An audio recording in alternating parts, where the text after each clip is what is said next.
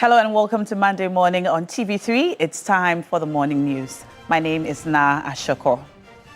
National Communications Authority defends SIM card re-registration exercise after uncovering that over 2 million SIM cards lack proper facial verification.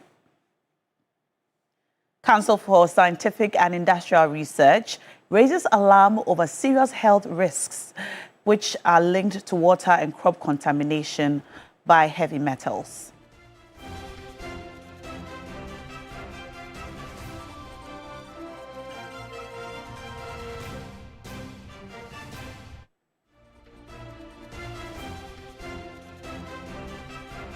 Government introduces new measures to boost tomato production in Ghana following Burkina Faso export ban.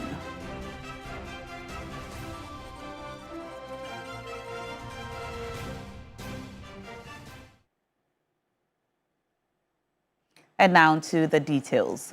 Fraud and security consultant Richard Kumado says the Inspector General of Police cannot be held responsible for the alleged altercation involving visual artist Ibrahim Mahama and a police Black Maria team in Tamale on Saturday.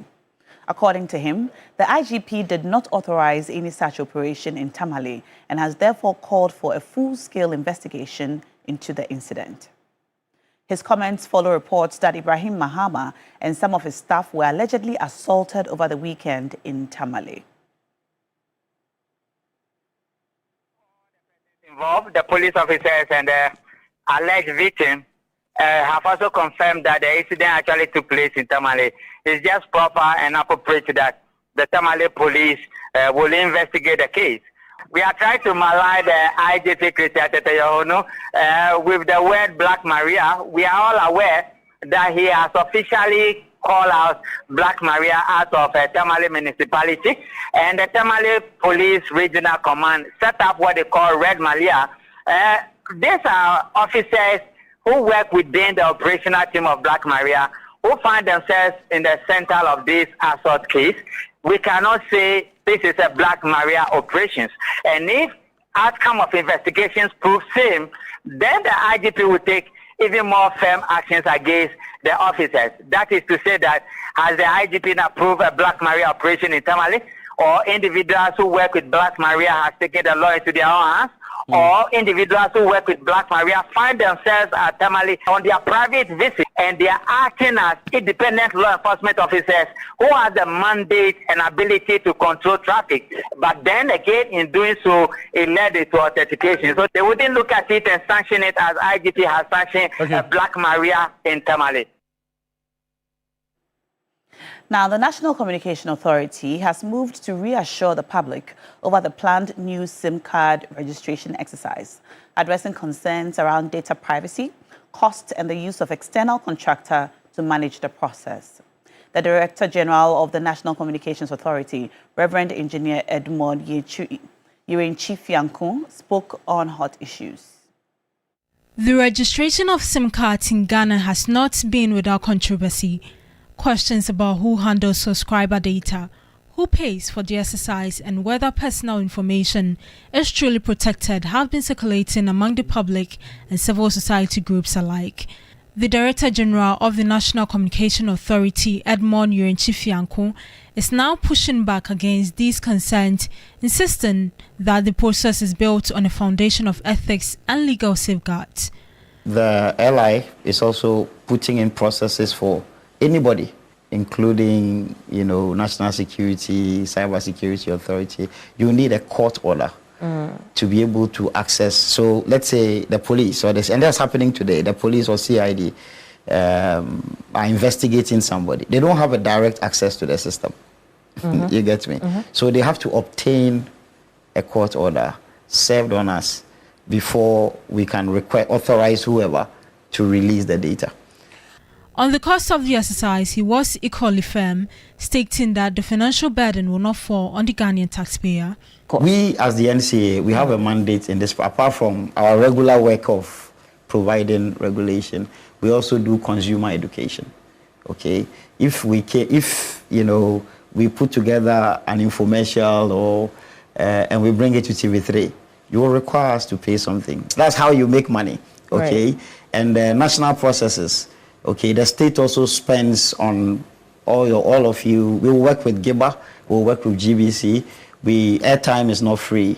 You get me? And I'm sure you will run some adverts on this. So there will be some administrative costs from the NCA. And I'm saying these are standard but the costs. Exercise itself, the system that you're building. No, that one we will not be paying. And I've given you examples. Like we did number portability. Not the regulator didn't pay anything. The state didn't pay anything. The state it will not pay became anything. a service. What we do is to select the person providing that independent service to the players in the market. He acknowledged openly that the NCA lacks the internal technical capacity to develop the system on its own.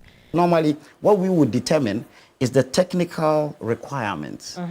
Okay, we want the system to do 1, 2, 3, 4, 5, 6. And the person who does it must be able to deliver A, B, C, D, E. Then we say, okay, whatever procurement method that the ministry will determine to deploy is to ensure that these people, whoever is part of that process, one, has the qualification to be able to deliver that, and two, demonstrates by their submission that they are able to do it within the time that is required. So yes or no, the NCA right now does not have the capacity to be able to do that? No. You don't. The number of developers we have in-house and the work that they are doing today, we cannot saddle them with that additional duty. The authority says it is committed to a process that respects the rights of every subscriber, but with public trust still fragile, many Ghanaians will be watching to see whether today's assurances move beyond words. And now on water. The Ghana Water Limited is urging the public and institutions to work together to ensure sustainable water supply, stressing that the need for responsible water use, prompt bill payment, protection of water bodies, and an end to illegal connections. In a World Water Day 2026 statement, the managing director of the company, Adam Matakwakilu, noted challenges such as pollution, aging infrastructure, and the rising demand due to urbanization, but says it is expanding systems and improving efficiency to ensure reliable access to safe water for all. Here are some key points in his statement.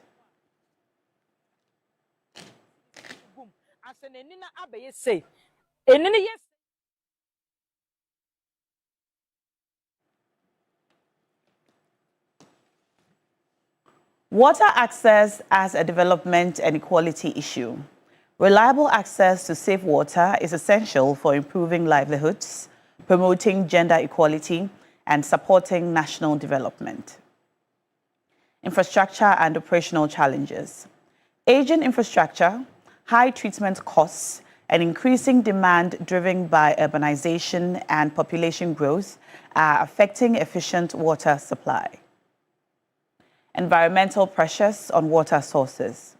Pollution of rivers and other bodies is reducing raw water quality and increasing the cost of treatment. Strategic interventions to improve service delivery. Ghana Water Limited is investing in system expansion, modern treatment technologies, partnerships, and operational efficiency improvements. Shared responsibility for sustainability. Government institutions and the public must work together by conserving water, protecting water bodies, paying bills promptly, and discouraging illegal connections.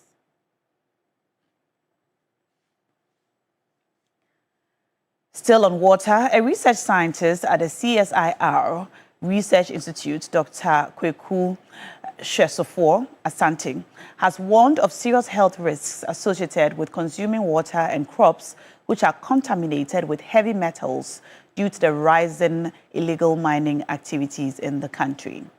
Ghana joined the rest of the world on March 22 to observe World Water Day under the theme Water and Gender, where water flows, equality grows, highlighting efforts to address the global water crisis. The issue of illegal mining has serious implications for water quality and availability. So from our scientific investigation and observation and within the agricultural context, water affects food security in three main ways. So the first is that a more associated with production, crops depend on reliable and clean water. contaminated water affects soil health and reduces yield. Another point is on food safety, where polluted water introduces heavy metals into crops and fish stock, which also have long-term health effects. In fact, our work at the Adansi area in assessing crops produced with mining, water, because of the galamsey activities, the water bodies used to irrigate the crops resulted in high level of mercury, lead, arsenic, and cadmium above the permissible level in food. Actually, we assessed cassava, plantain, and then cocoyam, and we saw that the permissible limits of these heavy metals were far exceeded, and that shows that indeed there's critical need to look at the kind of water we use to irrigate crops. And so the final bit is on livelihood, where the farmers we deal with and the fisher fools lose a lot of income when water bodies are degraded. So there's real call for attention to the water quality and water gender issues. Away from water, Ghana's motion to declare the transatlantic slave trade the greatest crime against humanity is gaining global support ahead of its presentation at the United Nations General Assembly. President John Dramani Mahama is set to table the motion and push for reparative justice, while Foreign Minister Samuel Okudzeto-Ablakwa remains confident of strong backing. Very confident that we will succeed. We have been able to form a strong coalition working with colleagues in CARICOM, Latin America, Asia, and the Gulf countries. And we believe that we will be able to galvanize the support of the larger international community. And it is important to emphasize that this atrocity has not been properly acknowledged. There are many countries and organizations that continue to live in denial. They do not want to accept their role. They do not want to take responsibility. And that is what this resolution seeks to achieve, to bring this to the international community's attention at the United Nations, the global public square, and to seek a genuine effort by the international community to address this, to compensate people of African descent and all Africans for this atrocious crime that took place. There are also millions of artifacts that were stolen. We are demanding that they are returned to the continent. We want restitution. Samuel Okudzeto-Ablakwa, however, debunked assertions that the reparation being sought will only enrich the African elite and the political class. We must emphasize that the reparations we seek is not financial support to go to political leaders, not at all. We are putting together a framework that will support the people, the real victims, in terms of educational endowment funds. Because remember that we are still living with the injustices, with the residual inequality that people of African descent face on a daily basis. So the reparations we seek is to ensure that these structural inequalities are addressed in terms of funding for projects, funding for African entrepreneurs, the young people who need opportunities, who need skills training, who need empowerment. So courses, that is what we are looking at, not funding for politicians or, if you like, a few elite to control or to, if you like, abuse. So it's going to be a very transparent mechanism. Martin Asiedu-Date for TV3 News. And now pressure is mounting on the government to speed up the introduction of mandatory food labeling policy as cases of kidney disease and other non-communicable diseases continue to rise. At a press briefing, Send Ghana and its partners said clear front of pack warning labels should help people easily see how much salt, sugar and fat are in the foods they consume. Current regulations from the Food and Drugs Authority require back-of-pack labeling, but enforcement remains uneven and ineffective. More critically, there is no operational policy mandating front-of-pack labeling, especially warning labels for ingredients or nutrients of concern, such as added sugars, sodium, and unhealthy fats. Policy advocacy groups, including Send Ghana, believe this guide consumers to make healthier choices. Professor Kingsley Prekon of the Ghana Academy of Nutrition and Dietetics warned that the growing burden of these diseases is not only affecting health, but also draining incomes and threatening livelihoods, especially for families and children. At a media briefing in Accra, Levelin Kunedu Esiedo, the project lead at Send Ghana, said Ghana was facing a growing public health challenge as kidney disease cases continued to rise, placing increasing pressure on families and the health system. Across Ghana, ultra-processed foods such as instant noodles, energy drinks, sugary drinks, highly processed chips and biscuits are becoming increasingly common. They are in our markets, provisions and grocery stores, offices, homes, and even in our schools. They are being sold to our children as snacks. They are cheap, convenient, and require little or no preparation, making them an easy choice for many people with busy schedules and even limited resources. She wants government to fast-track the front-of-packs warning labeling and curb rising debts. Ghana is already on the right path. The Ministry of Health is currently working to develop the FOPWL policy, and we commend government for this effort. We make this passionate appeal to the Minister for Health, Honorable Kwabena Mensah Akando, to own and champion this policy's birth and implementation. And that's it for the morning news. We'll be back with the rest of TV3 Newday. My name is Na Ashoko. Stay with us.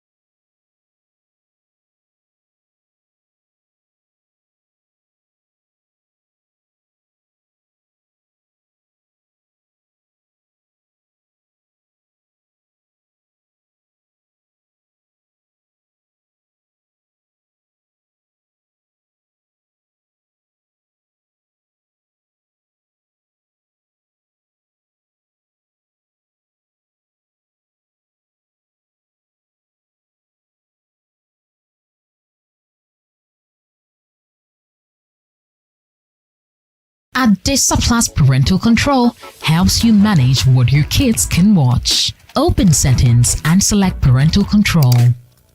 Enable the feature and create a 4-digit PIN.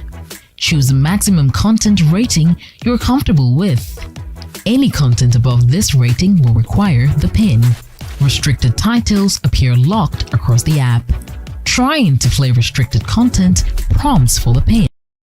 Correct entry unlocks access for that session. Multiple incorrect attempts can temporarily lock access. Parental control on Adisa Plus. Available now. Adisa Plus. Safe streaming your way. Adisa Plus Parental Control helps you manage what your kids can watch. Open settings and select parental control. Enable the feature and create a 4-digit PIN. Choose a maximum content rating you're comfortable with. Any content above this rating will require the PIN. Restricted titles appear locked across the app. Trying to play restricted content prompts for the PIN. Correct entry unlocks access for that session. Multiple incorrect attempts can temporarily lock access. Parental control on Adisa Plus. Available now. Adisa Plus. Safe streaming your way. Adisa Plus Parental Control helps you manage what your kids can watch. Open settings and select parental control. Enable the feature and create a 4-digit PIN. Choose a maximum content rating you're comfortable with. Any content above this rating will require the PIN. Restricted titles appear locked across the app. Trying to play restricted content prompts for the PIN. Correct entry unlocks access for that session. Multiple incorrect attempts can temporarily lock access. Parental control on Adisa Plus. Available now.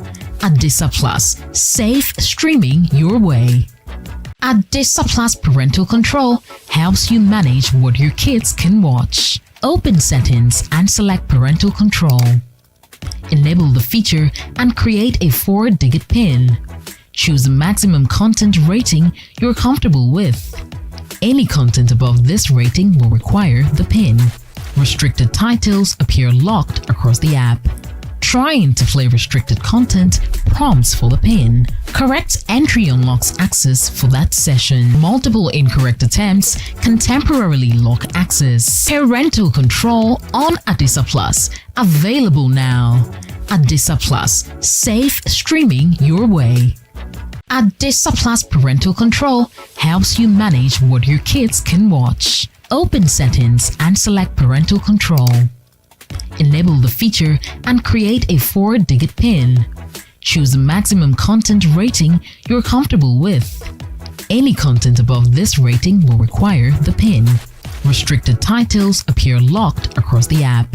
Trying to play restricted content prompts for the PIN. Correct entry unlocks access for that session. Multiple incorrect attempts can temporarily lock access. Parental control on Adisa Plus. Available now. Adisa Plus. Safe streaming your way. Adisa Plus Parental Control helps you manage what your kids can watch. Open settings and select parental control. Enable the feature and create a 4-digit PIN. Choose a maximum content rating you're comfortable with. Any content above this rating will require the PIN. Restricted titles appear locked across the app. Trying to play restricted content prompts for the PIN. Correct entry unlocks access for that session. Multiple incorrect attempts can temporarily lock access. Parental control on Adisa Plus. Available now. Adisa Plus. Safe streaming your way. Adisa Plus Parental Control helps you manage what your kids can watch. Open settings and select parental control. Enable the feature and create a 4-digit PIN. Choose a maximum content rating you're comfortable with. Any content above this rating will require the PIN. Restricted titles appear locked.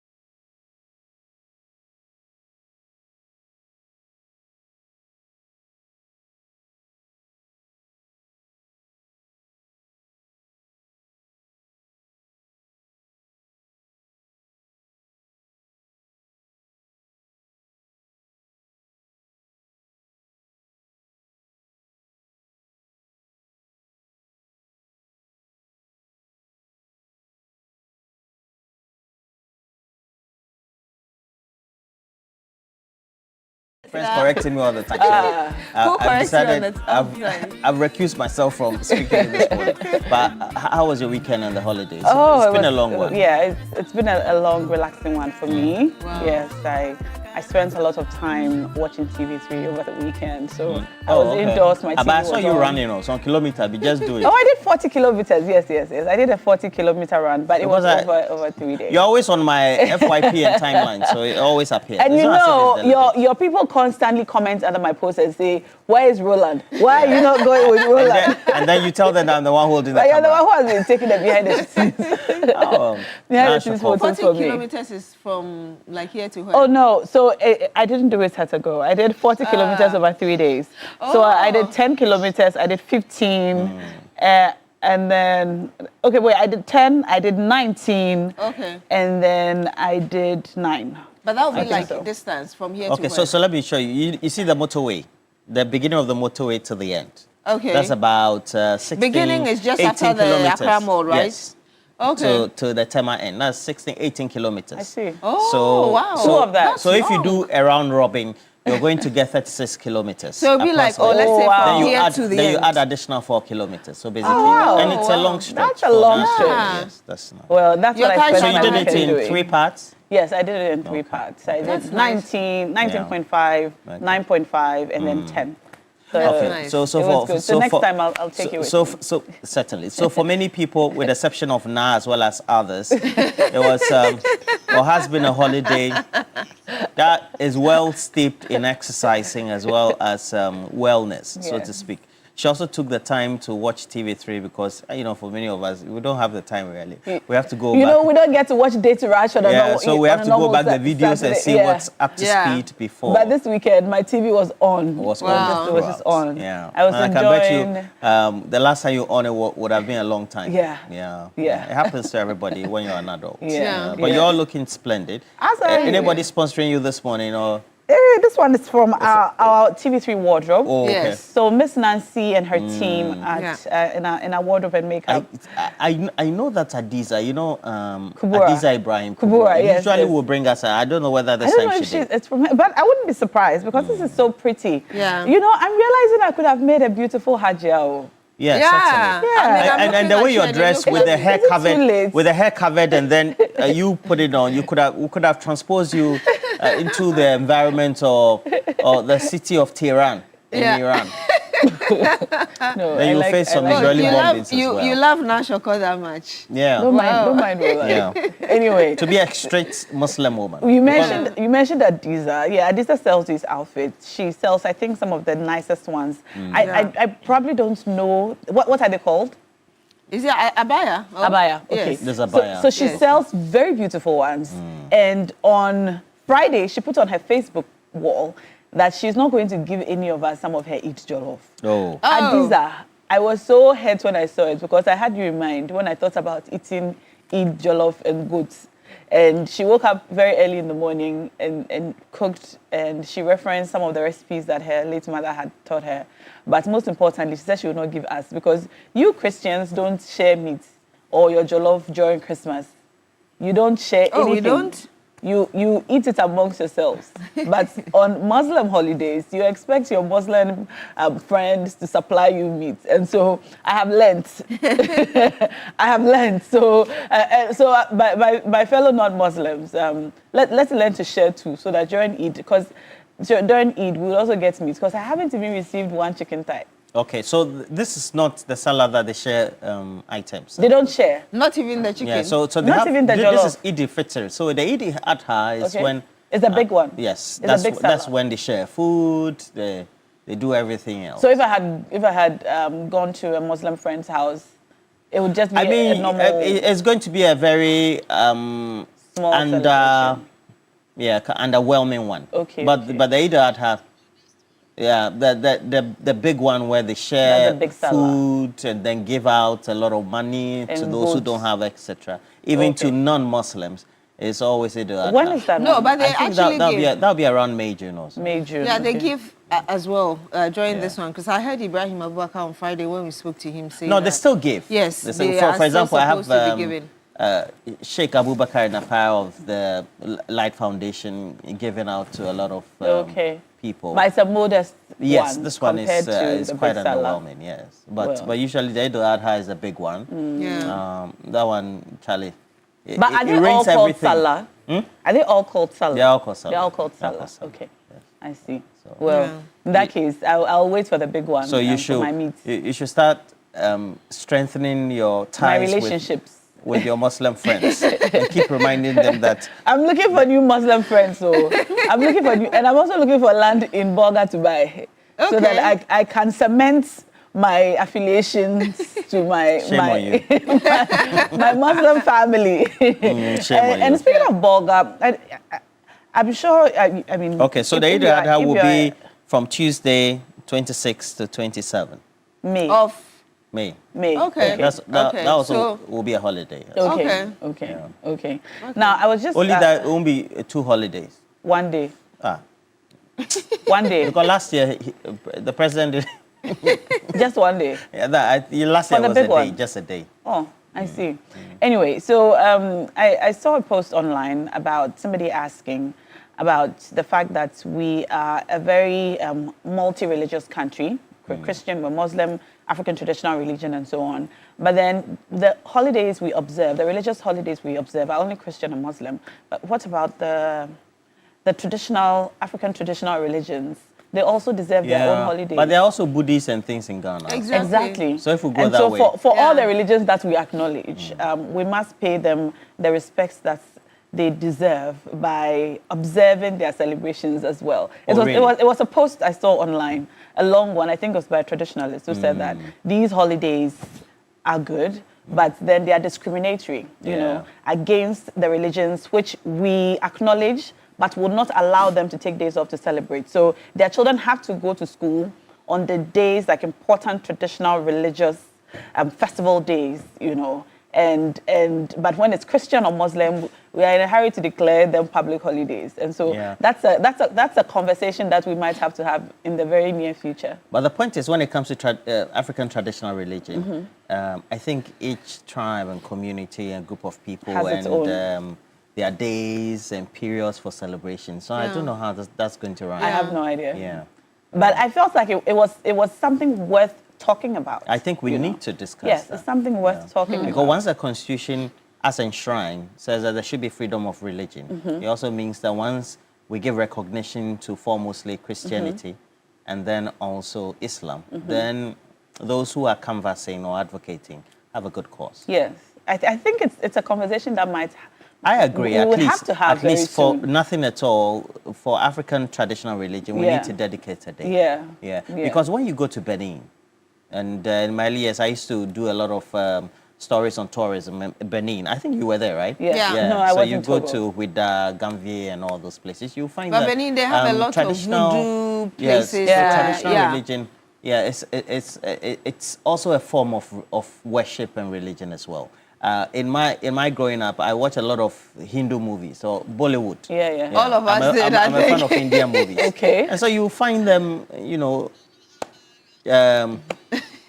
worshipping and doing that. And we're watching it, nothing was wrong. I still watch it up to today. And even in Ghana, those who really work with Indians closely know that once they want to adore their new extensions for their plants or factories, etc., they have to put in their sacrificial In fact, things. if you go to the shops, you know, there's many like sometimes they're hanging some pepper or something. You see the incense, you see the little, I think it's the Buddha. Yes, like a place of worship, an altar or something. You see them the in the miniature store, altars that they have around. And so we acknowledge all these religions and we respect the diversity, religious diversity that, you know, we observe in this country. And so perhaps as we consider which religions should have their own holidays, it should be a broader conversation to consider all the religions that are known to be observed in the country. I'm not sure where I stand on that. I think it's going to cause chaos if we really are going to look at each and every one. Not each, at least give the traditional, the African traditional religion. Yeah, the next most significant. Yeah. And that would be the African tradition. I think that for maybe me, the crife in you is not allowing. But don't you think that is discriminatory? I'm not too sure about that. I think it's discriminatory. See, we don't think so it's discriminatory. yesterday I was speaking with my sister in UK, and she was and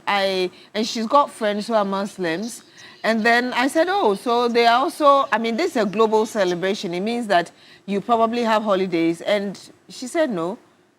What it is that UK employers have been told, or it's understood that when somebody is a Muslim and it is during these days, the person should apply for their leave and you shouldn't deny them. Okay. But it's not like a public holiday where, you know, people like we are enjoying here. But of course, Christmas and the other Christian ones, they do celebrate. So I don't know. I really don't know how we can say that we have to. But I understand. From what I understand, discrimination to mean is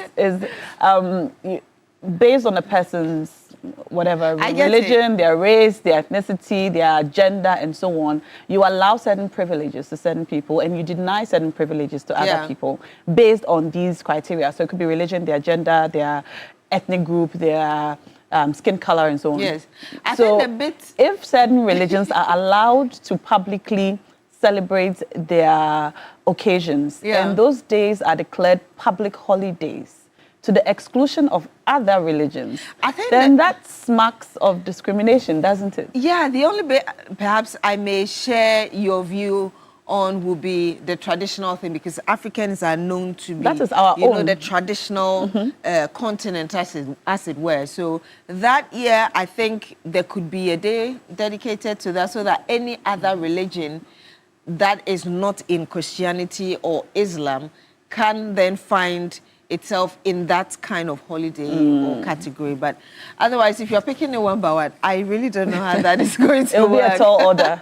Yes. Anyway. Well, we're wishing our Muslim family, brothers and sisters and friends, the very best of this day. Is there a special activity to mark today? No, not today. Is just for reveling. Okay. You sit with the family, eat and drink, etc.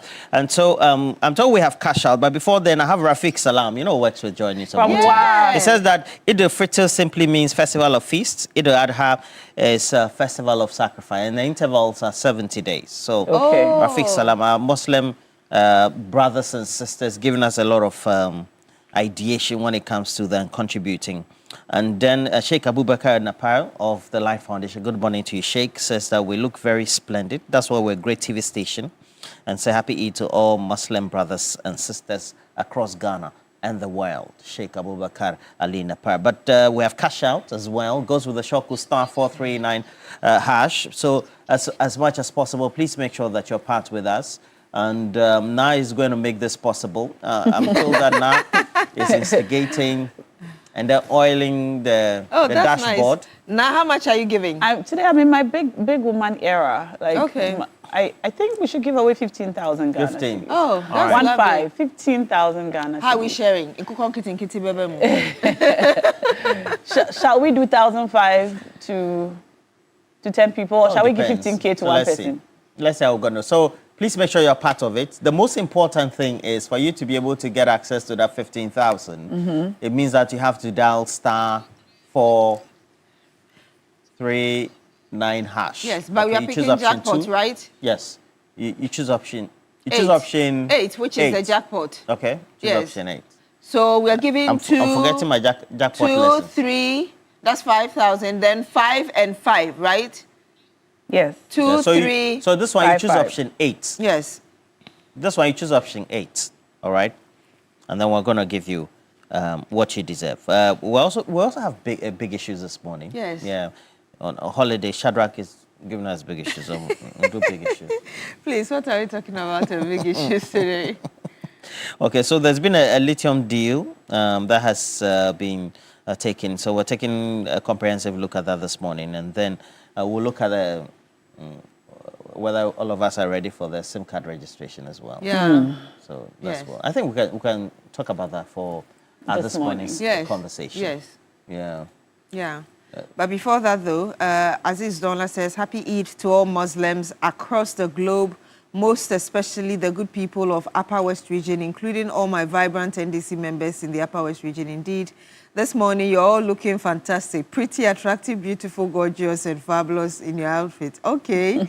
Best wishes to all my all-time best boss, Professor Mahmoud Khalid and Honorable Tanko Rashid Computer. That's Aziz Dola Wa. And today is actually the 11th wedding anniversary of the Gold Board PR, Prince Minka, and his wife. So wishing him all the best. He's been married for 11 years, Yes. Prince Minka. Yes. I see. Wishing him all the best. I thought he got married like last year or two. Well, let's go into our this morning conversation now, and we're asking what you make of the SIM card registration exercise, which is set to take place soon.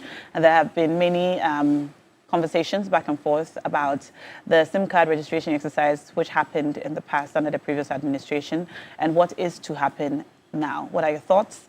Let us know. We're going to put the phone number on the screen in a moment, and you can share your thoughts, questions, and concerns with us.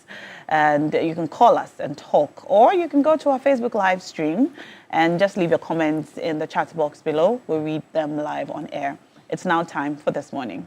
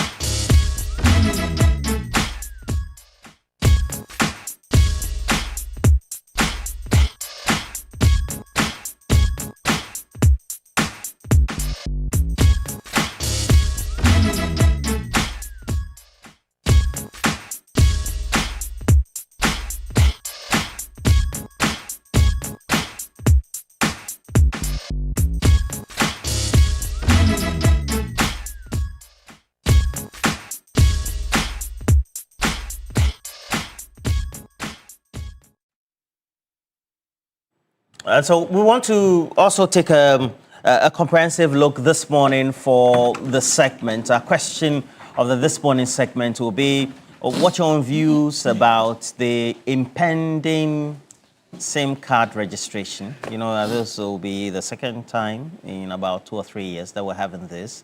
The first one, you know, also undertaken. But before even that one, where we had a lot of milling crowd at various centers, especially the Awak Sports Stadium, we had another one that also was done virtually. But this time we're told that it's going to be virtual. So what do you make of the impending SIM card registration as a customer of the telecommunication companies or the service providers? And then what do you make of the justification? They want to sync everything together into the national identification database, and so just to, apart from many other objectives, make sure they reduce scammers as well, etc.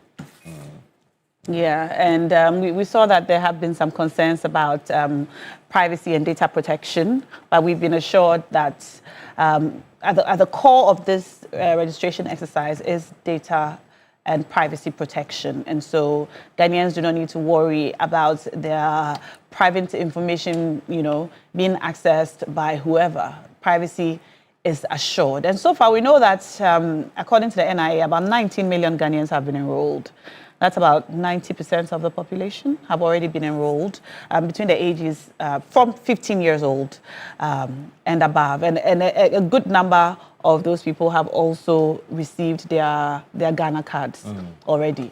And so the question now that we see often on social media is, why do we need to register again? Considering how much it cost us to register, why do we need to come back to this conversation? And as is expected, we are hearing opinions from two sides of the political divide with concerns about cost, repetition, and the need to do this at all. But we want to find out from you this morning. What are your thoughts? Let us know. The phone number is on the screen. Call us and share your opinion with us. And is this something that you are eager to do? Is this something that you are looking forward to? What form should it take, really? The same as the previous registration exercise, or as we have become more digitally and technologically advanced, Is this something that we can do virtually? These are questions on the minds of Ghanaians. Master Planner from Kintampo has just joined us. Hello, Master Planner. Hello, Ajia Na Jack. Good morning, Master Planner. Great to have you always. Good morning. Good morning. Let me say good morning to Ajia Alima. I think I see at the background today too. And then Ajia Sharifa Idris, good morning. Alhaji Baba Abdurrahman Roland, good morning. And then all TV3 workers.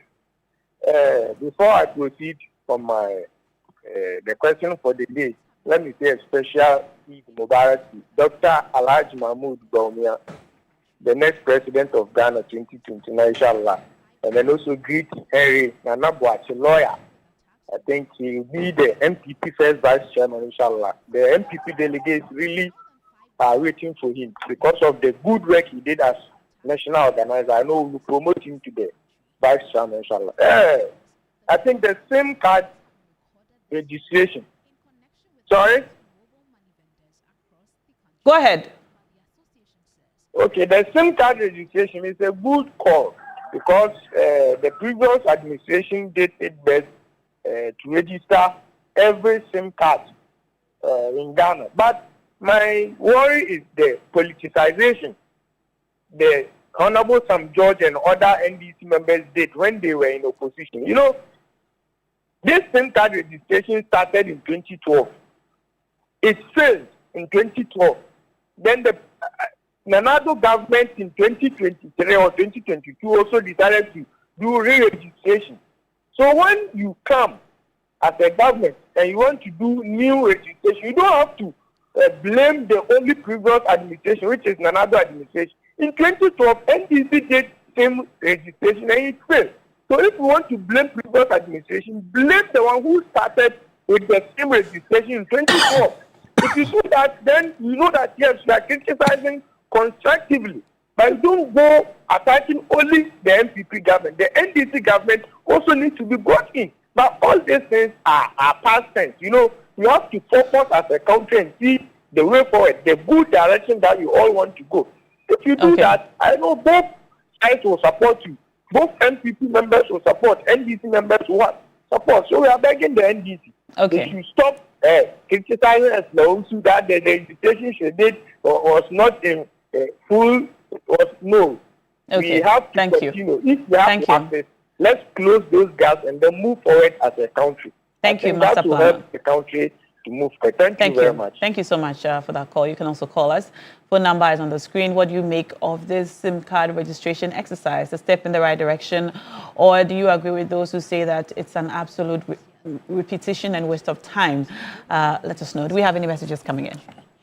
All right. So we have a couple of messages. So we'll quickly just go through.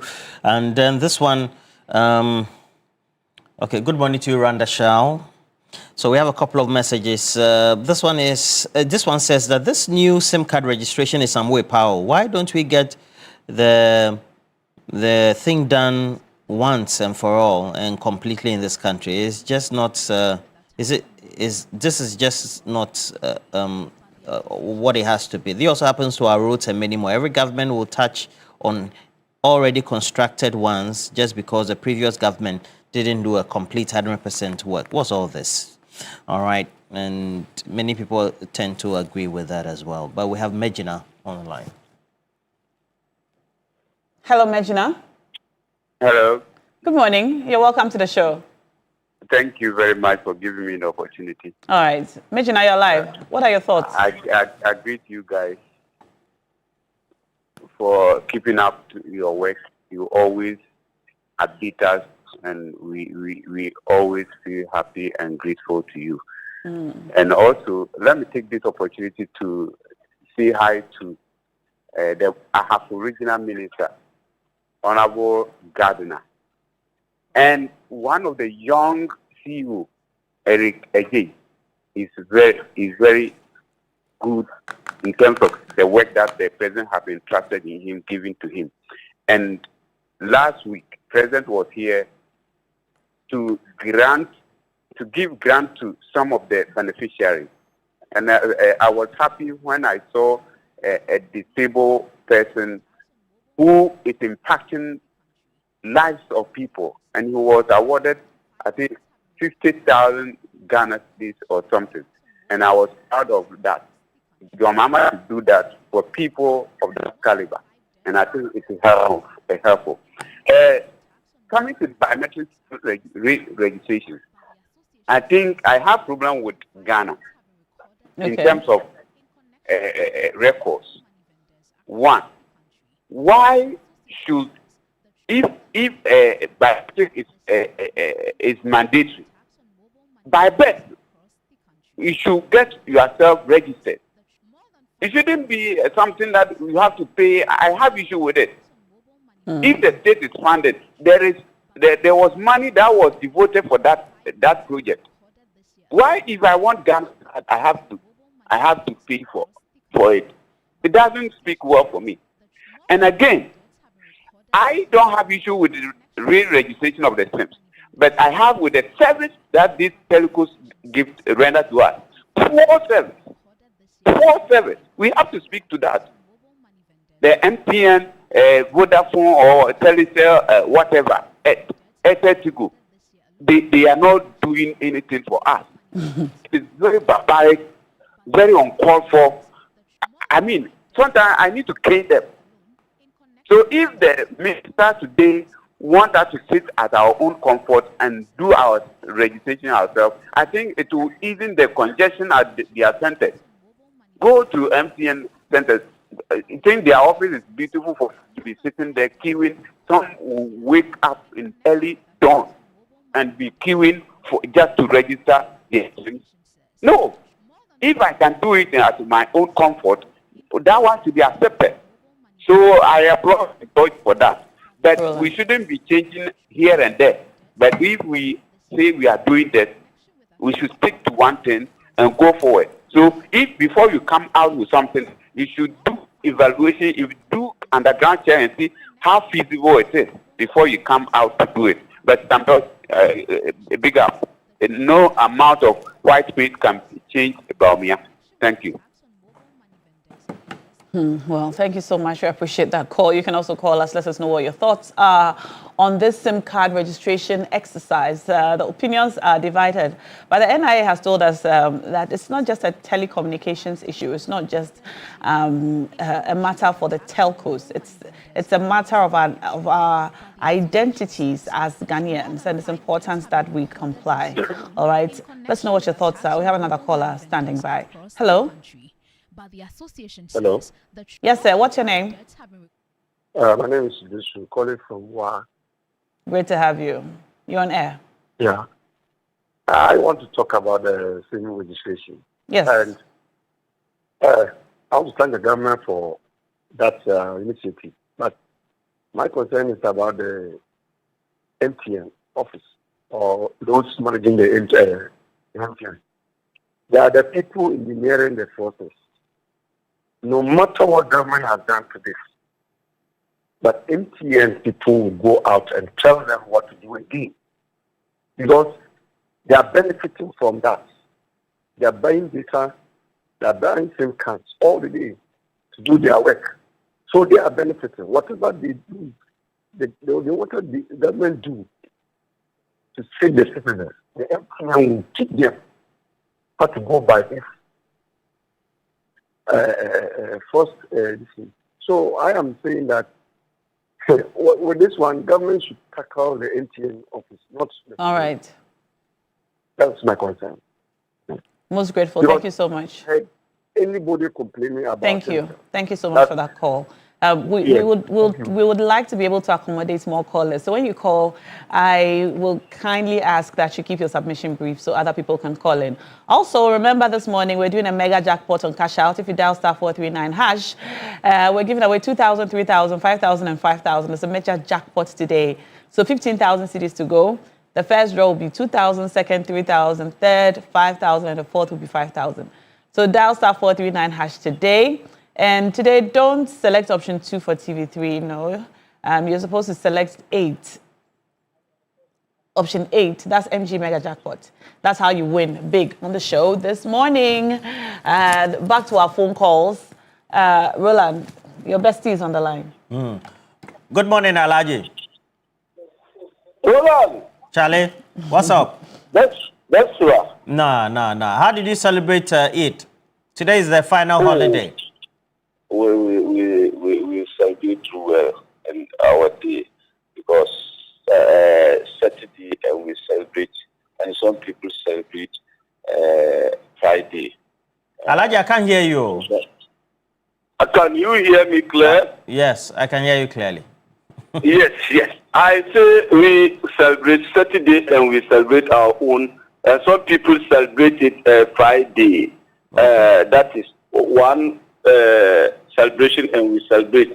So let me greet our Muslim brothers and sisters. But do you know that the Saturday we change cookie tea name? Adialadi Ayamba, MP for Pusiga. Oh, that's so. We change it. Yes, we change him new name. So let me send my greeting to Shemi Mamuse and Alaji Alasan and my municipal chief executive Alasan Bagaman and chairman for so Ampofo. Hold on. When you look about this same registration, I don't know how some members of MPP have problem with this same card registration. Look at how they punish the people. Why can you use my... Alaji? Well, we seem to have lost Alaji there. So we have a couple of messages, and I'll read this one. This one is coming from Ablade in Ifia Kumazongo, and says that okay. Inflation rate is down, and then it's talking about MPP and DC matters. So, and then, but he says that the SIM card re-registration has been linked. The SIM card the card has been linked to our Ghana cards. How can that correction be made on our Ghana cards again? And that's from Ablade. Ifya Kumazongo also asking, looks like the same question. Randat was asking same. And then Mr. Stephen Peng, good morning to you. He says, what name have you given to Hajiana? But then Stephen Peng comments that listening to Sam George on Key Point last Saturday, I support the re-registration of the SIM cards. The mobile fraud is becoming a problem. It's concerning and too alarming. Stephen Peng giving us that message from WA. We have Courage Kotoka, who says that I'm concerned about the rising fuel prices at the pumps. The NDC government should try every possible means to ensure that the fuel price does not go up. If the fuel price reaches 17 Ghana cedis, the MPP will be happy. Papa, you say. And we have more callers now. Yes. If you're just joining us, we're talking about the SIM card registration exercise. We're inviting you to give us a call. Let us know what your thoughts are. And we have another caller joining us now. Hello? Hello? All right, it looks like we've lost you there. Please call us back. The phone number is on the screen. We'll read some more of your messages coming in this morning on this matter. All right, I think do we already read Aziz Donle's message? He says, Eid to all Muslims across the globe, especially the good people of the Upper West region, including my vibrant NDC members in the Upper West region. Indeed, this morning, you're all looking fantastic. Best wishes to Boss Professor Mahmoud Khalid and Honorable Tanko Rashid Computer.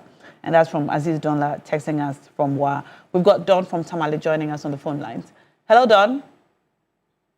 Hello. Good morning, Don. How are you? Good morning. Great to have you. Good morning. Good morning to you, Roland Walker, Cookie T. Today, I saw Beatrice there. Yes. And I want to greet all of you for the good work that you are doing for TV3 and enlighten we those in Ghana here to know what is going on in the world. Thank you. All right. We celebrated our Salah on Saturday. That was 21st. And I'm so happy to extend my greetings to all my brothers, Muslims, and sisters who celebrated with us. And I have to touch on the aspect of this SIM card registration. The SIM card registration actually, it's not a bad thing to go about, but I have a little bit challenge to do with how the network providers are not giving out quality service. I think if the minister could kindly look at that direction for us, because in fact, we are their customers. Mm-hmm. And being their customers, they need to give us quality service. That's what we really need. Look, if you come to Tamale here, they have 2 centers for registration. When you go to one of the centers, in fact, you will spend the whole day there as if you have nothing to do in the house or at workplace. Okay. Yes, in fact, it's a very big, tedious and challenging to us in Tamale.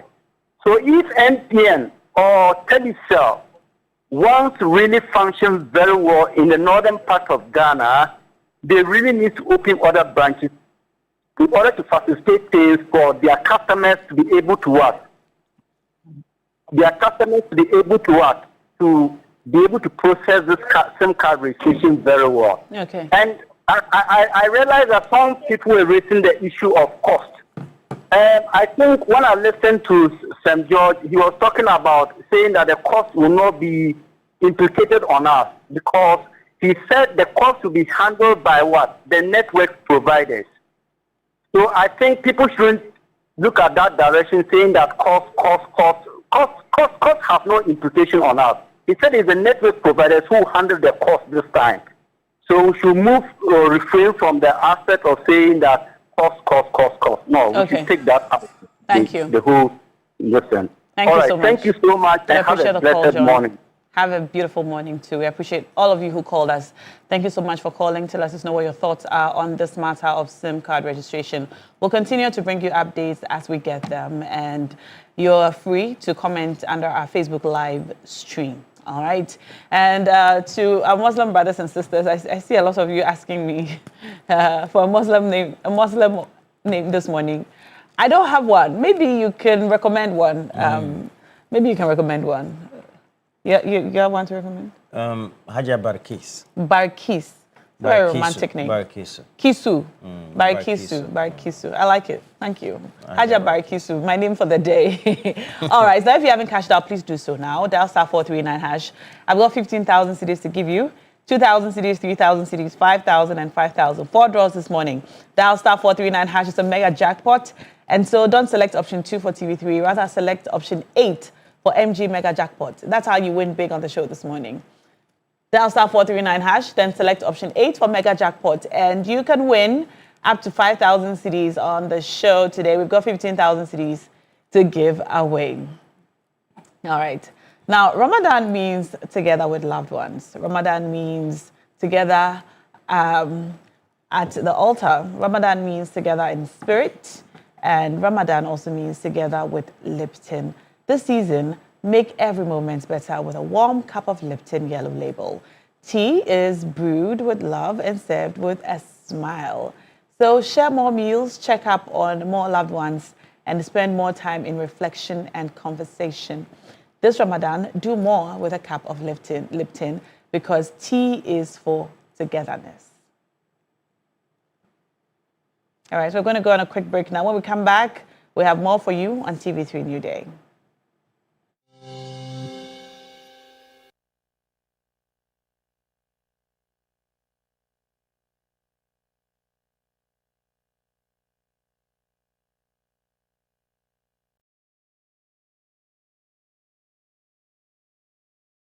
Yes, next. Hey, Nadia Benson. Asamo. Me didn't turn to Mr. Freddy Calico, just call me cockroach now.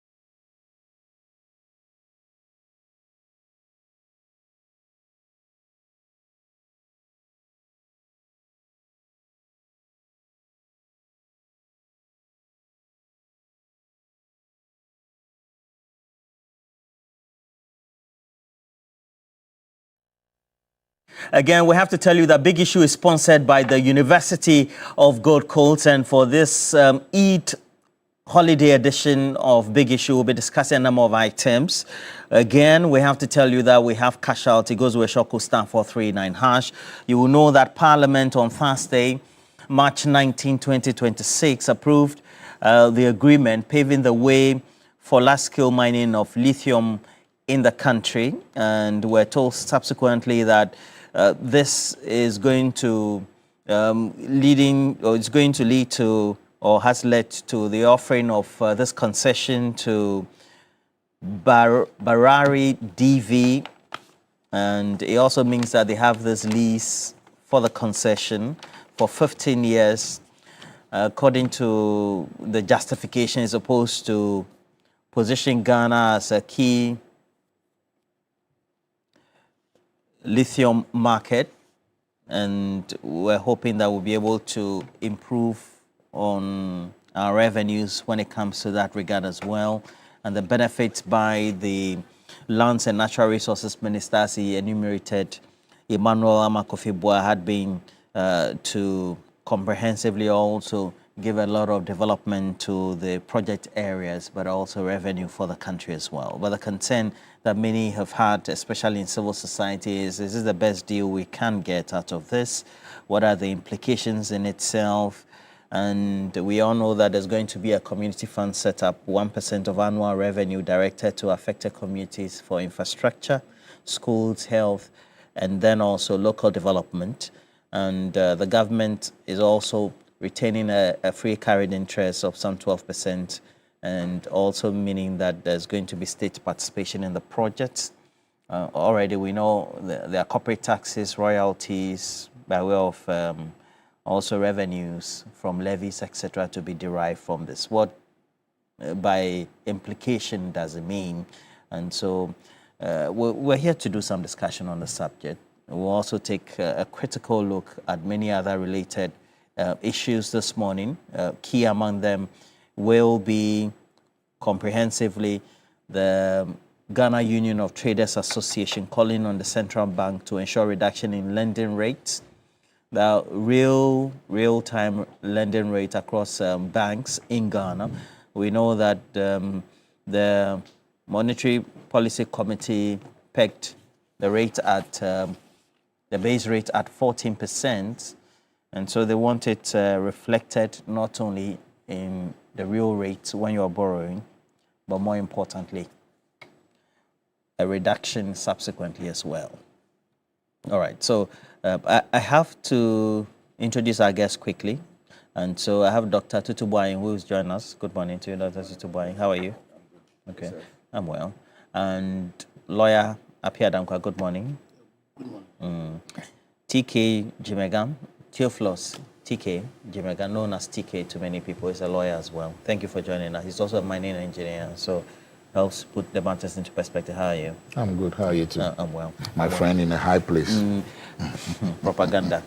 And so we'll be joined by lawyer Fifi Boafo, a former head of corporate affairs, Cocoa Board as well, also representing the MPP on the show this morning. He will be joining us in a bit. But basically, that's what it means. And so we'll begin the discussion and coming from where civil society is coming from, and then also the position espoused by the Lands and Natural Resources Minister. Is this a deal that meets all sides halfway? Yeah, good morning to your viewers wherever they are, and good morning to my good people in Hohwe. Will you permit me a minute to deal with something? It's about the EMP, engineers and planners. I see that they have some new... Yes, they are injecting some new capital into the Damine mines, which they have taken over. It is important to put in place that it is good that we encourage local or indigenous mines or indigenous ownership of mining in Ghana. Currently, there are a couple of Ghanaian companies that can mine. We have the BCM, we have EINP, we have the Rockshore. And it is good to put in place that engineers and planners actually had applied to take over the Damine mine way back, I think about 2023. And the application was made way before NDC came into office. So it is not the situation that the presence of NDC, or for that matter, John Dramani Mahama, is the reason why engineers and planners got access to Damine mine. And what better way than to say that let us encourage each other, let's encourage an indigenous person. Look, Ibrahim Mahama has done a lot in terms of mining in Ghana. Prior to taking over the mines, they were contractors for Goldfields. They were doing the mining and the haulage. And when Goldfields indicated they were no more going to take over, to continue with the lease, they say, hey, come on, we have the capacity. Let us also enter into the market. And among the local mining companies we have, they have the best knowledge and best institutional memory about the area. So there's no point shouting over whether the mining lease was granted because of the administration of NDC. That aside, you see, our mining is regulated in Ghana by the Mining Act 706. And in section 48, 49, and 50, there are certain incidents we need to pay attention to, particularly section 49, which talks about development agreements. And with your permission, if I may read, they say the minister, on the advice of the commission, may enter into a development agreement under a mining lease with a person where the proposed investment by the person will exceed $500 million US. So let's understand that, granted that the new agreement or the expected revenue will be $500 million, simplicity, not more. 1% of that per annum will be $500,000. And that is going into the community for the community development. My prayer will be, how will it be used? It is not about the quantum of money, but how will it be used? Example, will it be used to, out of mischief, will it be used to build clinics or buy chichinga to it? Will it be used to develop the community properly? Do we have community development foundation? We have community development authority that will ensure that the money is used properly. Of course, we have the MIF, we have the Minerals Development Fund, etc., all operating. But to talk about $500,000 per annum for the community where the mine is located, I think that... The Awoya community? Yes, I think $500,000. Do you think that's enough for a whole community? No, I am saying minimum. If it is about 500 million and you are getting 1% of that, apart from that, 1% there is 5 million. Very 1% of 500 million is 5 million. It's not. It's 5 million. Yeah, 5 million. Then it's even better. Thanks for helping me. 5 million. So $5 million per annum. Secondly, down in the section we have recruitment and training of Ghanaians. So there's a local content, and most mining companies make it that all their recruitment within their catchment, 10% is reserved for the locals, and they call it local. You have to be you have to be a Ghanaian and a local in the area. So 10% of all employment, at least, will be reserved for the community. That is also something good that the community will take advantage of. Then they have to train some of them to, as it were, take over in managerial and senior level positions. That is also good. So it is not just about the 5 million that the community will get. There are other benefits. Going forward, there will be restaurants springing up. People will build and begin to lease or hire rooms. There will be schools. There will be other things that will spring up within the community. Unfortunately, history has shown us that a lot of the areas where we have mine, people are not able to take advantage of some of these things, but that is gradually changing. If you look at Newmont in Kenya, say, and the environment, yes. But for the beginning of Newmont, the initial inception where there were disturbances against Newmont staff, etc., where a lot of them moved to Sunyani. Currently, a lot of them are in Kenya, and that has led to Kenya having Kenya number 1, number 2, Lithium, all of them growing. So the 1% per se, it is not bad. We don't know what the expected revenue is, but if you peg it at just the 500 million, then 5 million per annum, I think it's good to go at the start.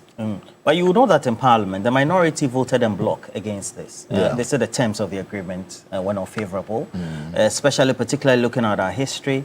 And Fifi Buafu, good morning, and thank you for joining us. He's a strong mining person, not necessarily because he fully participates in the mine, but he grew up or comes from the mining area, Tapa. He went to school next door. Next door. Yes. in your own community. Yeah, in my community. Yeah. So at that will be UMass, right? Yeah, UMass. Okay. So at the end of the day, but at the time it was School of Mines. School of Mines. School of Mines. Yes, that's where I went to. Yes. So at the end of the day, looking at history and hindsight, and what we can do by way of the terms, we know what the thresholds are, what are upper and lower limits are as enshrined, and what the norm has been.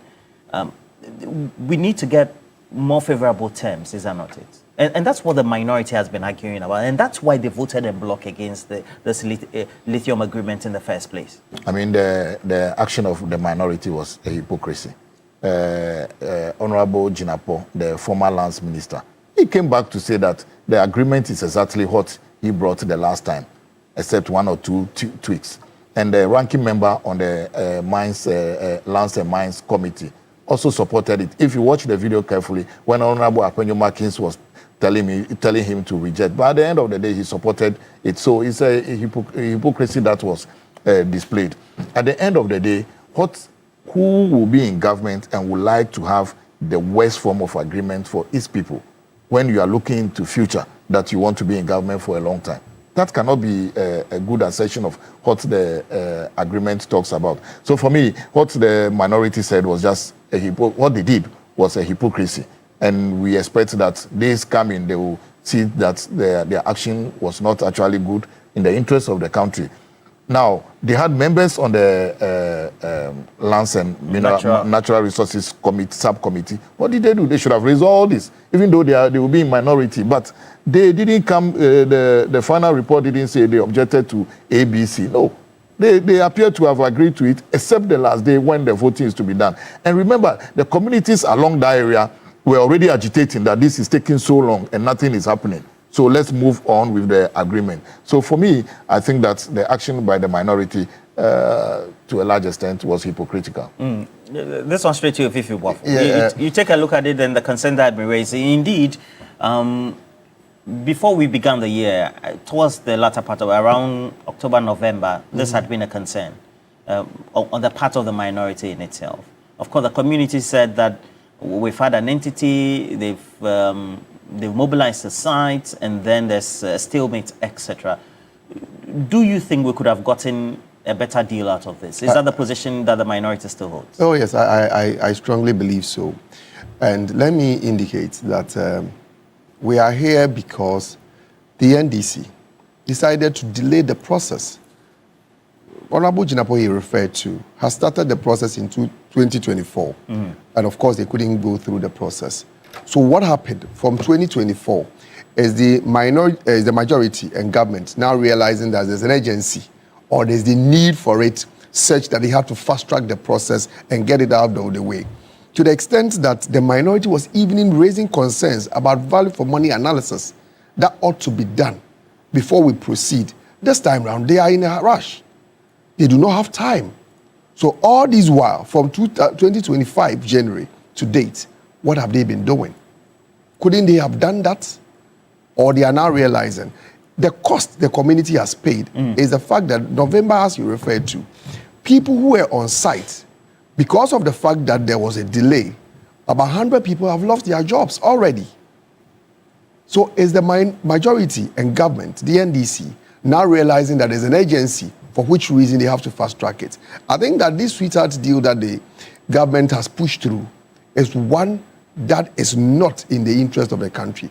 I think the minority from the onset have indicated strongly that they are not opposed to the lithium deal. This process started in 2012 and 2018. That was actually when they started exploration and everything. So the majority then, who are now minority, they've participated and ensured that indeed we've gone through the process of making sure that Ghana benefits from this process. Unfortunately, Where we find ourselves now is one, I don't think it is in the interest of the community and in the interest of Ghana. Over the years, there have been concerns and complaints about what we benefit as a country from our mining resources. And this generational asset, how the government has treated it, I believe that it is not in our interest. You remember under the MPP, the agreement was for us to have 10% royalties. The question is, how did we now get it revised downwards? If it's not broken, why fix it? No. I'll be honest. Yes. If it is not broken, why fix it? If what the MPP had prepared, what the MPP has submitted to Parliament, you believe it was a good deal, why now bring it down? He was making reference to the 1% interest which the community will benefit. I strongly think that is not sufficient. Like you indicated, I come from a mining community. He talked about the fact that, well, because the mining in the community, businesses will come up and other things. But what he does not make mention of is the fact that cost of living in the community will go up. Will spiral. How will the other people who will not directly benefit from the mining activity, how will they survive? They will compete with the people who find jobs in the mining community. He talked about the fact that 10% of the people who will be employed will come from the community. How many more people in the community would also have to compete with the people who are going to benefit from the mining activity? And these are your experiences having lived in Takwa? Yes. And still having friends there, right? Oh, I still live in Takwa. I only come to Accra. I only come to Accra to do Pakpakpa and go back. That is the truth. Because the people in these mining companies have some good disposable income. They will have to compete. The Awoya community, for example, these are largely farmers. The farmers will have to now compete with the people who find job in the mining company. Cost of living. In terms of, sorry to interrupt you, in terms of the rent you made mention of. Yeah. They will have to find the same houses in the community. You said they live already in the community. Yes, but the fact that they live already in the community, I will have to pay my rent after 2 years. I have to pay my rent after a year. I have to pay my rent after 6 months. They are competing. These are the consequences of. Yes. It's like having discovered oil and all of a sudden lands in Takra, they became expensive. Yeah. And that is a fact. When you compare artisans, for example, in Takwa, artisans will charge you more in Takwa than they will charge you sometimes even in Accra. Just because of the mining company. And they will tell you, because they will go to the same market, they will go to the same restaurant with the miners. The people of Awoya, the 5 million that he talked about, would they be able to take care of them? And one thing I have also observed, as someone who lives in the mining community, is the fact that most of the people who get employed in these mining companies, weekends, when they are not going to work, you see them travel out of the community. When they travel out of the community, the money they have made in the community, they do not even spend it in the community, but they take it out and go and spend it, invest it somewhere else.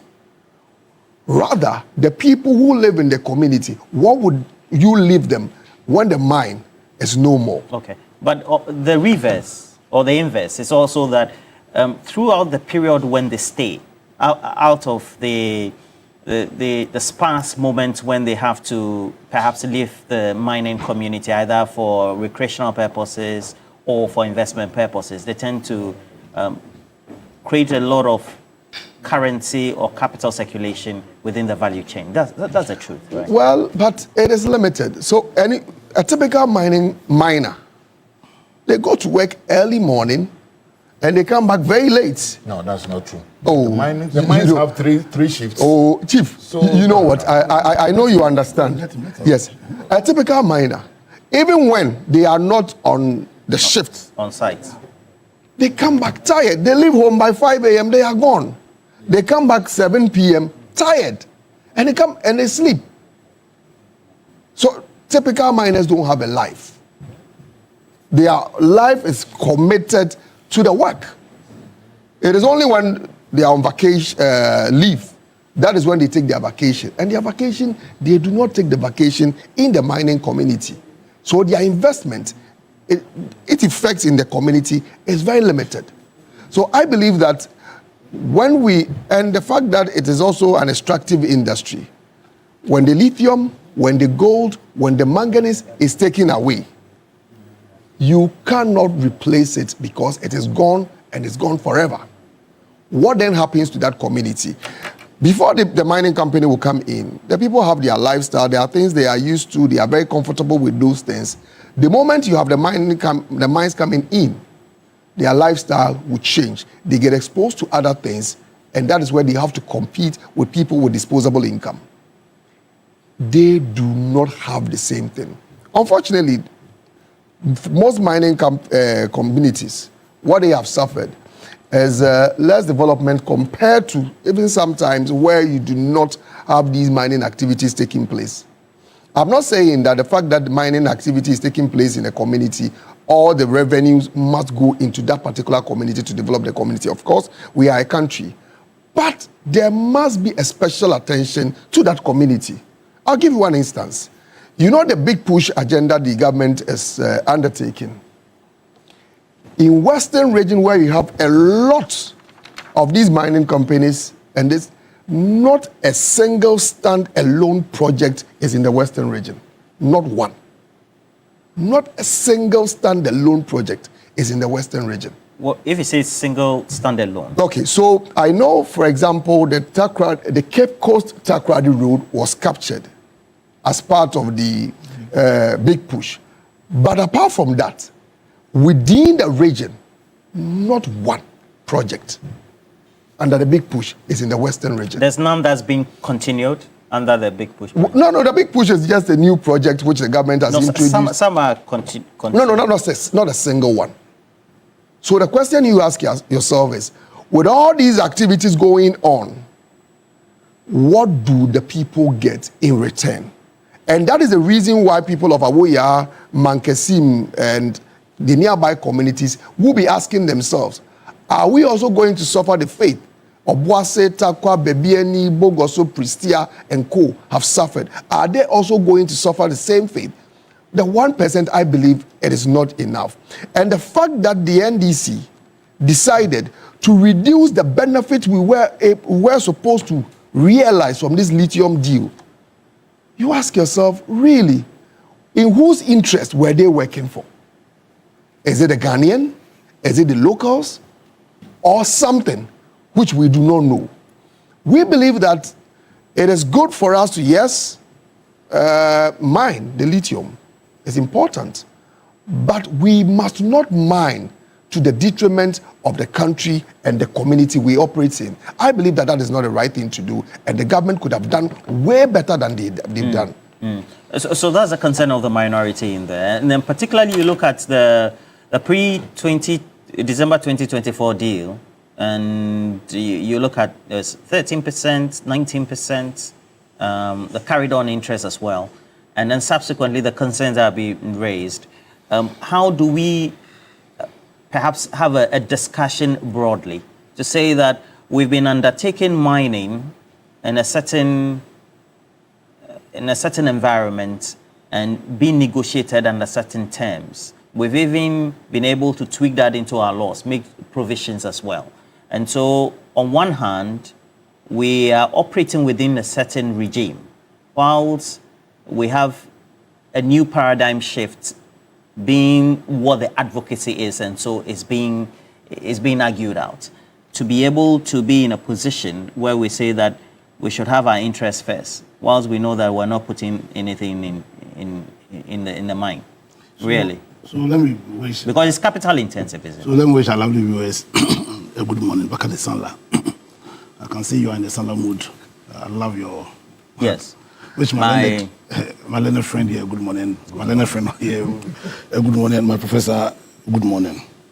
You see, when it comes to the argument that, or a decision whether or not the decisions being made are made in the interest of Ghana, my personal view is that that's the only choice really. As in, when you consider Article 257 of our Constitution, that creates a trust in our president, in terms of all minerals in its natural state, then when you understand that one of the fundamental obligations on a trustee is the fiduciary obligation, which essentially demands that when the trustee is taking a decision concerning the trust property, then the first question that ought to be asked is, this decision I'm making, is it in the best interest of my people? And to make an argument that is premised on whether or not the decision being taken is in the best interest of Ghana is just asking the bare minimum as per our constitution. What question should we be asking? I think the question is simple. Is this decision we are taking, is it in the best interest of the people of Ghana? And that's the obligation that is created by Article 257 of the 1992 Constitution. Indeed, Ghana is blessed. We are so blessed that this is a country that was formerly called the Gold Coast. We are blessed that for a very long time we had land that is able to support the production of cocoa. We are blessed that this is a land that has diamond, has manganese, has bauxite. And yet the irony is that in spite of all these blessings that nature itself has bestowed upon our beautiful country, we are wallowing in abject poverty. And we are wallowing in abject poverty essentially because of the structure that we have woefully failed to change. That structure being the Gagisbergen structure, where we only mine, we extract, and we do not add value. And I feel that to solve this problem, then we need to divorce ourselves of partisan considerations. Because immediately we start seeing this issue as an MPP versus NDC or whichever party's issue, then the real question or the real issue gets evaded. Yeah. Because, and I'm saying this because, fortunately, we must find this discussion in proper context. And the proper context being that prior to 2024, the MPP tabled before the people of Ghana how they were going to handle this lithium question. My personal view is what they tabled is not too different from what the NDC is tabling. And I think, to be fair, the first question that ought to be asked then is, if what the NDC is tabling now, then why did they oppose that deal in the first place? You get a picture. Then the reverse is that, then why is the NPP also then opposing this current deal? So then what's the question? As in, what fools how they handle or see these issues? Personally, I was thinking that the issue that ought to be discussed is an attempt at changing fundamentally the structure of how this lithium deal was going to be undertaken. Because I recall that during the MPP time, they told us that beyond the fiscal side of the structure, there was also a proposal that would represent a significant paradigm shift in how we deal with our mineral exploitation, and that is in a clause in the agreement that says that value had to be added. That was a key conversation. In fact, that's, in my view, that's the most important conversation, because that represents a radical paradigm shift in the structure that has been placed in our country in how we utilize our natural resources. So for me, I think that we ought to elevate the discussion beyond I'm giving 13% and you are giving whatever percentage, the royalty is 10%, and we are doing a sliding, you understand? Because, you see, I don't want to be tempted to go into a tirade of they are not committed. I think that we ought to elevate this discussion to how are we going to enforce the clauses in the agreement that mandates that we add value. Yeah. Because really that's the most important thing. A friend of mine lives in Qatar, Frank Teddy Donko. Good morning to you. The wife is called Ifia Sapon. Ifia, good morning to you. They're watching us currently. And he's making a comparison that if you compare the Gulf states, so at the beginning when Saudi Arabia saw that they couldn't do without the West, they formed Aramco subsequently. They, of course, had JVs, etc., with the Western oil companies, particularly Texaco and the rest. They're from the US. But subsequently, they saw the need to be able to do it themselves. Okay. Is there a possibility, just like Frank Teddy Donko is saying, that we could one day be bold and say that we want a local mining company, whether they are going to form some JVs with any other, to go into the pits there, do the mining, and add value. No, really, that should be the target. So you see, when you read Aristotle's book on politics, his views on politics, he says that politics is a matter of science that uses all the other science to create virtuous men. Now, I've argued before that when you expand the meaning of what a virtuous man includes wealthy men, that we ought to do a politics that will create wealthy men who are capable of exploiting mineral resources. Yeah. Because you see, how long are we going to destroy ourselves to the extent that we always have to look outside for capital to invest in our mineral resources? Because really, for me, like I'm saying, we've come to or we ought to be at a level where we ought to elevate how we do politics here. So if my brother Fifi is a wealthy man, should it matter to me whether he's in my party or not? Because in Kumasi, there was something we all used to say that we feel pete area onama ebika. We feel pete. Yeah. You understand? Yeah. But we've created a politics that destroys instead of building. Yes, and instead of seeing ourselves primarily as Ghanaians, we see ourselves in the lenses of MPP, NDC. And we are pursuing this agenda of destroying ourselves to the extent that we don't have the capital here that would aid us to invest in these natural resources. Because I'm saying that once again, for me, the biggest discussion here ought to be value addition. That ought to be the biggest, what's called, a discussion. Okay. But then, because of how we do our politics, because the focus of our politics is just in competing with ourselves, without realizing that we are Ghanaians, and where whoever is pursuing an agenda that is towards building a national agenda, then it shouldn't really matter the party the person is from. Because if the deal before 2024 had value addition, had royalty, which was more than 5%, you understand? Then why did we demonize it and oppose it? And if that's the case, and something similar is being tabled, then why is it being demonized by the minority now? Is it a case that for both parties, the reason why they see politics is just a competition? Listen, for me, there are key issues in the deal. One has to do with value addition. The question what to access, how enforceable is that clause? Two, there are issues that has to do with a protection of the environment. Because that's the cost we pay. Very significant. You understand? How strong is those clauses there? And what is our commitment in enforcing those clauses? The 1%, what's it called? First of all, let's ask ourselves, is it enough? If it's enough, then what strategies are we putting in place to ensure that those monies are applied to the purpose for which they are being set up? Because our generation has a burden. We've done mining in a certain way which has not benefited us. For me, I think this lithium deal and what lithium represents the future or even the present. Lithium is a resource that can be used in how energy is being utilized now.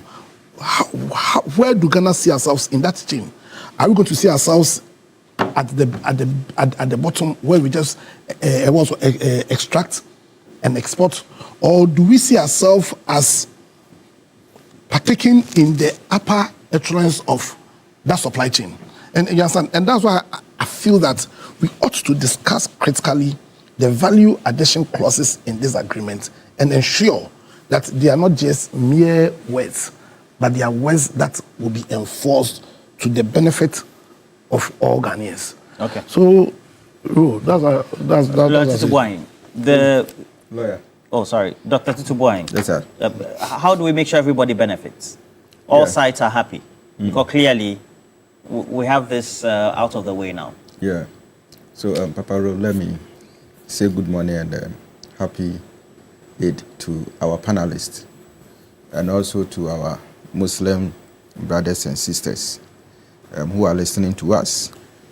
Let me take this opportunity to also say good morning to Mr. Robert Mensah. I met this man in Kumasi over the weekend. No, not the goalkeeper. And that's a good. In fact, I have 2 friends who are Robert Mensahs. Okay. I think 3, even 3. Yeah. I think there was one at SEPS. He used to be with the PR department. Robert Mensah, yes. So I was thinking the goalkeeper. Famous name all the time. Robert Mensah of Methodist University, special greetings to you. And Mr. Robert Mensah that I met over the weekend in Kumasi. Good morning to you. And he's an ardent listener and viewer of TV3 programs. Boss, thank you for your advice over the weekend. And my greetings also goes to my Uniba constituency, UW constituency. Papa Ro, is it this issue about lithium? And I think that it's an advantage that we can take, to support the kind of, exports that we are having in this country.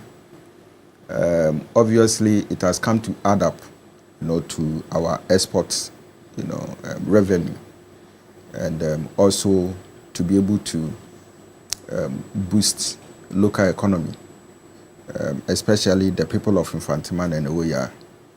And I think that we need to make good use of it.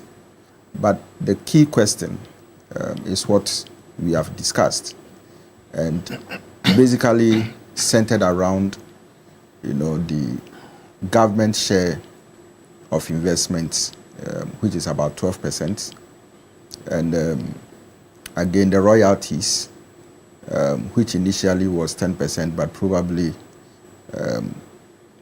the current deal is talking about 12% again. Yeah, and then I think that there has been an increase. There's been an increase rather. Yes. Interest. But the royalties is 5. No. I think that it ranges between 5 to 12. Yes. All right. Depending on The question on the is sliding why scale. Do you put us exactly. At 5. Yeah. Yes, because you could have at least gotten 10. So if you give room, no problem. Yes, if you give room, then there's a likelihood. Over the years, the complaint is that we have lost out in our mining agreements. So if we've been able to establish something that is in our interest, then it is 10. The moment you decide that you rather as a country will take the risk, because by saying that it will fluctuate between 7 and 5, it means that we are going to share the risk. At the time we are not part of management, at the time even the board representation, we do not have a vote. Why do we now put ourselves in such a situation where there's a likelihood that we will lose out? Instead of going with the existing structure that was there, we have decided to rather make ourselves vulnerable. And I think that's the concern that the minority is raising. Please go ahead. So I think that that point is well made. But I think that what I have here talks about the 12% royalty rate. Yeah. All right. Myself too. And I don't have the 5. Which the reading, but I think that there was an allowance, I think previously, where they were saying that the lithium prices on the world market had fallen. All right. And so they were going for 5%. Yeah, so the counter argument was that at the time that the agreement was put together when the MPP was in power, the prices on the world market were at a certain... Yeah, but I think that now it is equally increasing. Yeah, and that is where the concern is. All right. So I think that is also the reason why they have put in the sliding scale system. Okay, where when it is going up, you tend to be earning more, and when it is coming down, you tend to be earning less. All right, but for me, my concern, Papa Ro, has to do with, how the people of Ewoya, Fantiman, Sopon are going to benefit. one of the key things that I keep thinking about has to do with sustainability of mining, within our part of the world. Obviously, when you read the documents, it is telling you that lithium, the deposit has a very short lifespan, right? And what it means is that probably we may not be able to travel beyond 20 years. Now, when it gets to that point, and we are not able to manage the revenues that are coming in very well, we don't invest it very well, obviously it will be a problem for the people of Ewoya. I think that the example from the Arab world, which Papa Ro, you were reading to us, is something that we need to take a critical look of. Now, the 1%, right, which is going to amount to around $6 million, dollars over that period of 12 years. All right. For me, I wouldn't say it is adequate enough, for that fund that has been created to be able to engage or to bring development, into the area. And so, for me, I will support the argument that feels that that 1% should move up to 3 or even 5%. Right? And for me, yes. For me, I think that if that is done, what it means is that the 6 million, can double or even triple. All right. And when we check places like Takwa, where you come from, I think we did a survey there, myself and one PhD student, when he was doing his PhD thesis. And it was interesting that when we talked to the people, I think we sampled about 10 mining communities in Ghana. And it was interesting the way people, the indigenous, were complaining about the fact that they are actually not benefiting, from the proceeds, of the mines. All right. And that is a worry. Obviously, when you check the occupational, opportunities in Fantiman and Oya, about 70% farming. All right. What does it mean? It means that if this resource, the 1% coming, is not used judiciously to create jobs, to train individuals, to give people some level of capital into their pockets, and to a large extent, if we cannot even use that percentage, the community fund, to generate certain jobs, creating factories in there, which probably would take care of that value chain, the mining value chain in Ewoya. If you are not careful, by the time that the resource is depleted, people would curse their stars, and they probably may wish that mining never came to their area. All right. Economists will tell you about the Dutch diseases, and these are some of the things that we need to start thinking about, how to avoid some of these things. Obviously, the people who own lands already are complaining. All right, that once their livelihood had been taken, the appropriate compensation should have come so that at least they will know where to probably invest their monies. But that is beyond the issue. I feel that definitely those compensations will be paid. But the key thing is that if you have your money as compensation and you don't know where to invest it, obviously it becomes a problem. This issue about local content, probably we need to again discuss it very well. All right. Because you see, lawyer was talking about local. Lawyer, am I right? Yes, local. The local. Yeah. Now, the local means that you are going to recruit people within the Ewoya enclave. Now the question is that, do we have people who are well trained in mining? Okay, so that if we are talking about skilled labor and it's 10% for the indigenes of Mfantsiman, the point is, do we have that 10% coming from, that community, or even 5% coming from that community? If that is not gotten, then it means that they are going to bring people from other parts of the country. Again, if they can't get, then they are bringing people from other parts of the world. And when that happens, what does it mean? It means that Ghana is still losing, and we have the resources, but other people from other parts of the world will be benefiting.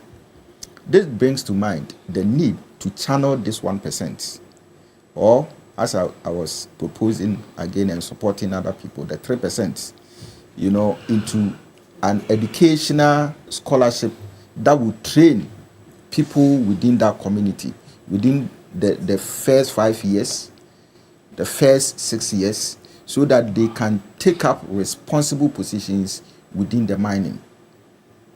That will be very, very important for them, all right? And that will ensure sustainability. I am also of the opinion that moving forward, again, investing, in the people, for them to also acquire some special training in there. When you go to Takrady, these oil rigs, all right, I hear that one of the jobs that actually pay has to do with welding. All over the world. Yes. Yes, in the oil industry, Exactly. all over the world. Exactly. Welding pays. Yes. And this is a skill that doesn't take, certificates, right? You have to be trained, develop your skill for you to be able to deliver. Now the point is that if you come to Ewoya, what kind of skill would the people need for them to be able to work in the mine? All right. Are we ready to train these people for them to acquire that skills so that they become beneficial, not only for their families, but again for the mine? All right. And so I feel that a lot of discussions need to go into these things, so that it wouldn't sound as if that the skill that we even need, we don't have it. All right. And that the people are just resigned to their farming activities. And that because you're a farmer, just keep to your farming activities. But even then, if you want the people to equally, go into farming and make sure that there is no food shortage, the local inflation doesn't shoot up, living standard doesn't go up, and so agriculture is important. How are we going to use this community fund, to invest in agriculture in such a way that food will be in abundance and people will actually not suffer? So these are questions that I think that we all should be discussed. Well, the reason why I was laughing was because, we have structured model agreements by which we go about this. And when you speak to those who tend to do the intermediation for the companies, and those who also ultimately lead them here, they make key agreements. And they make sound judgments and then arguments. They pump their money in here, and it's capital intensive, an industry. How will you be able to recover? You understand? So at the end of the day, that's what. But just quickly spend 2 minutes on this. But it looks like we all agree the terms previously and this are not so different. No. But perhaps we could have gotten something better. Is that it? Or this is the best Let me quickly address one or two things. Like the local, Doc. For example, Newmont, they have apprenticeship program where they train the locals to some of these skills that could be harvested quickly, welding, driving, etc. So that could be part of the agreement here. We don't know the details, but the development agreement might include some of these things. Number two, there's value addition we have all been talking about, that we should add value addition. Then there's also the part that in order to protect our roads, etc., the company is supposed to bring feasibility studies to explore the barge and jetty system along the coast of Salt Pond. Then I just want to talk about one or two things that my brother Fifi said. I mean, you see, your lamentations don't appear to be yesterday's issue or today's issue. They have been there all over. We are making progress. Albeit whether slow or fast, we are making progress. You see, snail pace. No, you also mentioned that the big push, there is no mention of Takra, Western Region Road. Are you aware of the Lagos-Abidjan corridor? Yeah. Okay. The Lagos-Abidjan corridor is one that is cutting through Western Region hugely. So I'll share but documents. He mentioned that. No, he didn't. He said apart from that. No, he didn't mention the Lagos. Yes. Takrade Cape Coast Road. It's not a single. It is not the Lagos-Abidjan corridor. It's a different one that is coming on. Yes, the Lagos-Abidjan corridor. It forms part of that corridor. It's the same corridor. No, it is not. The Lagos-Abidjan corridor, the one that will come from Aflao. It will come to Aflao. Okay. It's going to Akanu. Yes. Yes, so it's not coming from Aflao. Yes. No, I'll share details with you. I am on that committee. I am here to see that one. Yes. So and is it part of the because that is one reason why actually published the roads that will be taken care of by the big push. And I took time. I am telling you, I didn't mention big push. So this corridor is an ECOWAS approved. Approved one. And exactly. So, ECOWAS approved one. Because we have that one, we don't deserve to be part of the big push. Oh.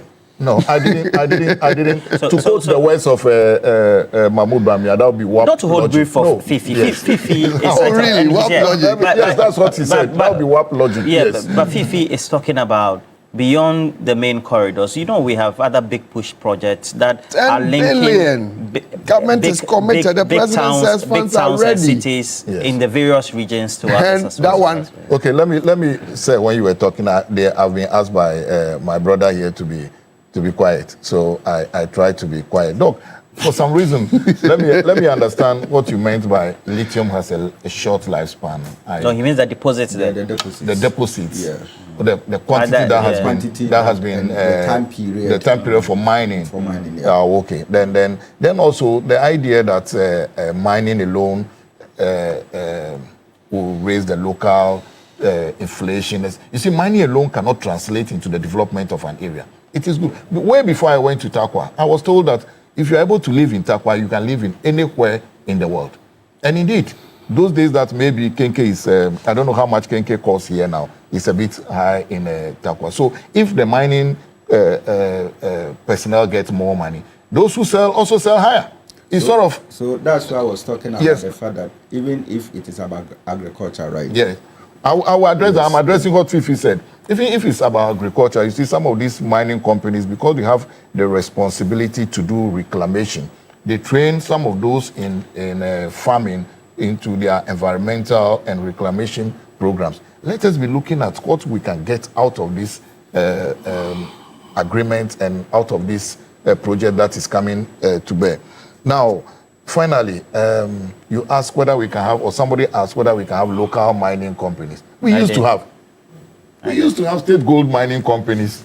We're not talking about state company. No. Well, now we have engineers and planners. Yes, you said whether the country can go for it. Yeah, if we can do. Yes, but those ones. So now it is one of the reasons why my preamble that engineers and planners should be applauded. We should encourage things like that so that we also have the local companies. Indeed, if you go and see the background of Rockshore, how much was pumped into by the previous administration for Rockshore to get where they are today, it's laudable that we encourage local mining companies to take up some of these things. In the end, the money stays like engineers and planners. Like engineers and planners, yes, that I agree totally. So for me, the persons in Dubai, we will get there. Yes.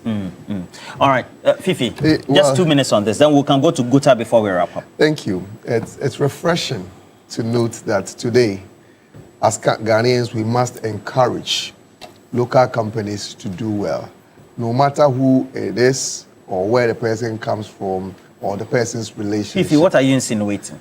Oh, I'm saying it's refreshing, is it not refreshing that today, if my brother Roland is doing business in Ghana, all of us as Ghanaians, we must encourage him, we must support him, we must give him his flowers because yes, he's a Ghanaian, he's doing well. Well, yesterday, some Ghanaians did not deserve to get opportunities to work. Some Ghanaians, it was a crime that because of their relationship, if they get opportunities to work in the country, which they are citizens. It was a crime. But today, thank God, all of us are coming to the realization that no matter who you are, no matter your relationship, no matter your affiliation, you deserve to get the opportunity to work in Ghana and then improve yourself and improve everyone around you. Yes, your family members. You remember someone saying in this country that, well, someone would not steal your money. He would rather let his relations make the money and take care of that person. Thankfully, today, we've all come to the realization that that was not the way to go. But the way to go is to give Ghanaians the opportunity to work and improve themselves and improve the society.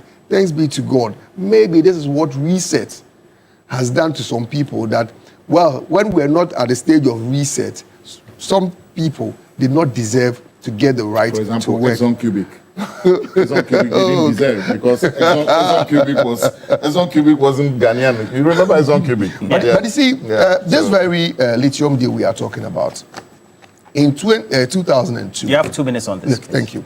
In 2002, President, because he was actually heckling me. That one was a preface. Yeah, sure. The president actually instructed the minister responsible for lands and natural resources to ensure that we have a green mineral policy. And the green mineral policy was to, one, make sure that we do value addition, and two, also local participation. One thing I have observed is that, when we talk about local participation, we talk about the fact that let's employ people from the local community. I think we should even go beyond that. The reason why I say we should go beyond that is the fact that in a local community where you have this extractive mining activity taking place, most of the contracts that are awarded, the big contracts, you have the contractors who are not locals. Yeah. So when they make the money is shipped away. The fact that we talk local, can we also make provision such that when we are also awarding contracts within the mining industry, we'll pay special attention or special consideration to the locals who live in the community and have the capacity. I even think that when we talk about capacity, it must not be limited to the fact that, well, we are looking at a contractor within the local community who will be able to discharge or undertake this activity. The company must be deliberate in supporting them to build capacity. So, for example, if you are opening it up to a national competitive bidding, in the local community, if the challenge is that the company has problem with raising finance, when you agree that this is a local company and we want to specially help them, you can give them an offer letter which they can take it to the bank and raise revenue in order to be able to undertake that activity. I believe that when locals are built, that is how we can sustain the community beyond the lifespan of the mine. But if we give all the big contracts and say that, of course, few young people within the community have been employed and that should suffice, I believe that it will not. Because just like Doc was making reference to, when the life of the mine is over, what happens to that community?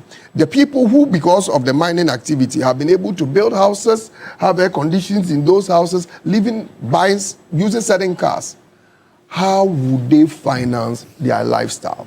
But if we are able to give special attention to even local businesses or business people within the locality, that will make sure that the money they raise, they invest it in the local economy, and then there will be life in that local economy beyond the life of the mine. But back to this very agreement. Council. Your 2 minutes is up. Oh, now is your time. Oh, Charlie Roland, I thought that was your friend. What government ought to have done was to ensure that they do not water down the benefits we were to receive as a country. Because when they complained, the least you expected was that after you have complained, just like Council was making reference to, when you come in, okay, well, the MPP said we're to ensure that there is a local content value addition. How do we ensure that we add value? How do we ensure that the local content the MPP has put in there, we are able to realize the full benefit of it? You don't do any of these things, but rather the royalties is what you bring down. This is not right. All right. And you comment on Guta as well. They say they want the rate at which they borrow or the banks lend to them to reflect what the policy rate is. So, yeah, I think it's the base rate. Yeah, I think it's a core. Well, I think everything that ought to be said has been said. There's no point going back to the lithium deal. Just hope that governments will stay committed to its mandate and ensure that then the decisions that will inure to the best interest of all of us are done. Now to the Guta issue, I think essentially what Guta is calling for is a reduction in the cost of doing their business. And it shouldn't just be a call by Guta, but it's a call by all of us that government should create an economic ecosystem where the cost of doing business is low. So far, so good, as relatively. As and if you make a comparative analysis, the facts are telling us that strides are being made. Then those strides ought to reflect in how the banks do their business, because I think the monetary rate right now is about 14.something%. Treasury bill rate is about 3%. That's phenomenal. You understand? And as in phenomenal to government. No. Investors. No. It's Fifi, you'd agree that one of the critical impacts of this is that right now banks will not be looking at placing their monies at the treasury bills. Yes, at the disposal of people because there are two issues here. Where you have the treasury bills up, banks conveniently, because of the risk profile in this country, people, banks conveniently just place their money there. It's a lazy way of investing. I think the issue of Guta is that at the time where you have interest. Fifi, you have your question. Fifi, I'm going to because for me, I see two issues. The first issue is that, you see, where you have the treasury bills up, then you have an issue where there won't even be monies available to the private sector. As things stands now, because of the rate of the treasury bills, funds are available. The next question then is, at what cost? You understand? Because the funds can be available, but at what cost? And that's what I'm saying. Guta is right to make that call.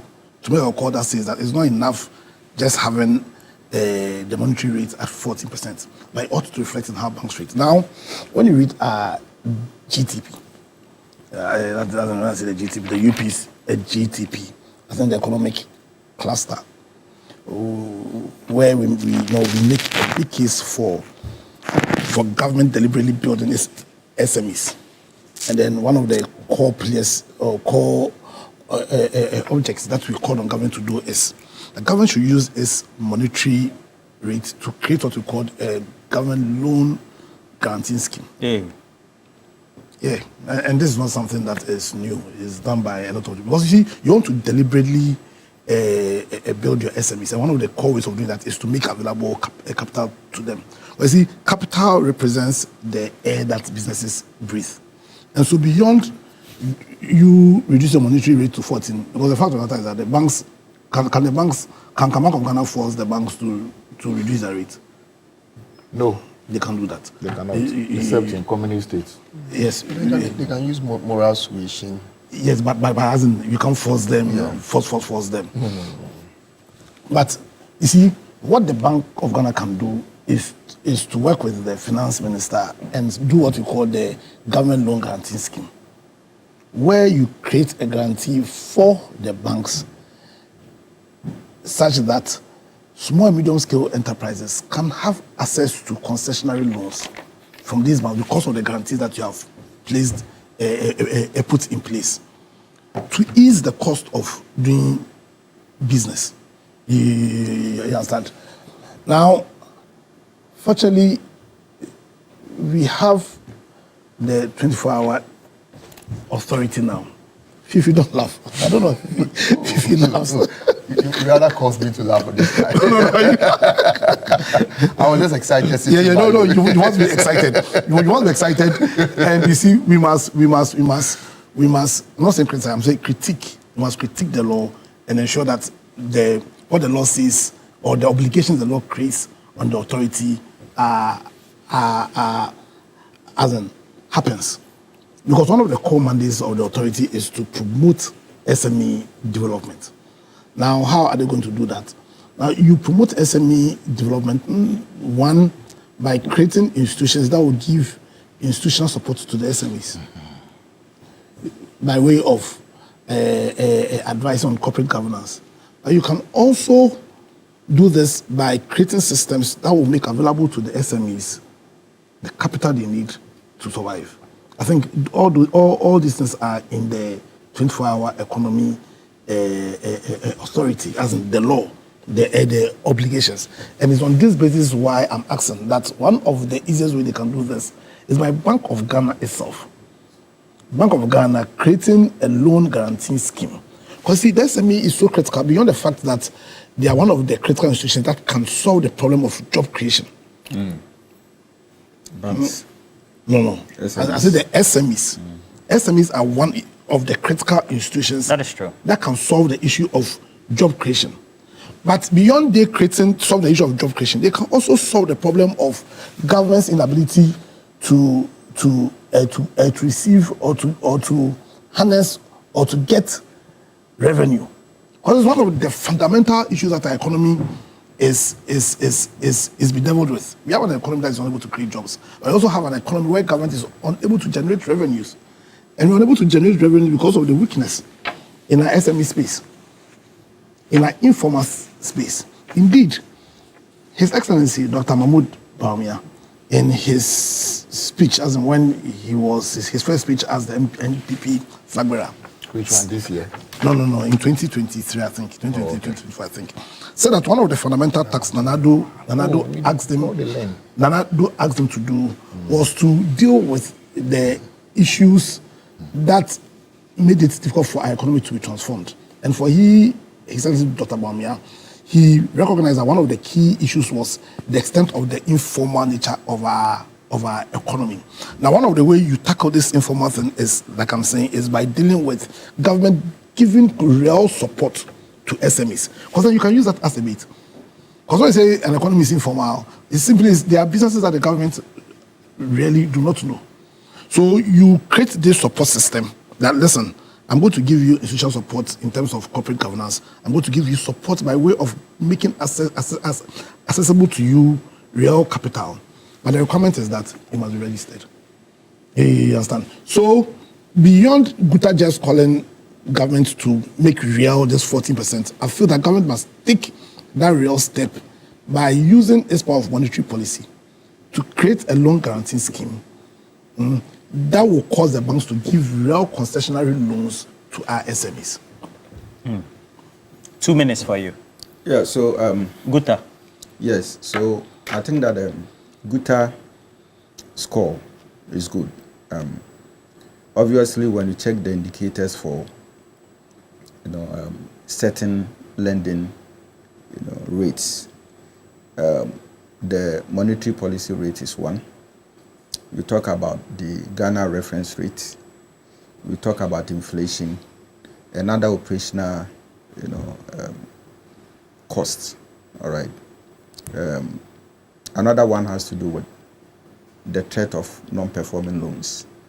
And so when we put all these things together, you get to understand why the banks probably are reluctant, and probably Bank of Ghana is also being cautious of forcing the banks to set a realistic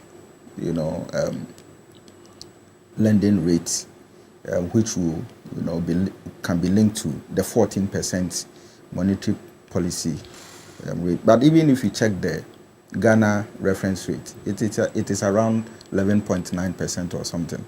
And that also obviously tell you that if Guta talks about the fact that lending rates should be a single digit, obviously they are making the right call.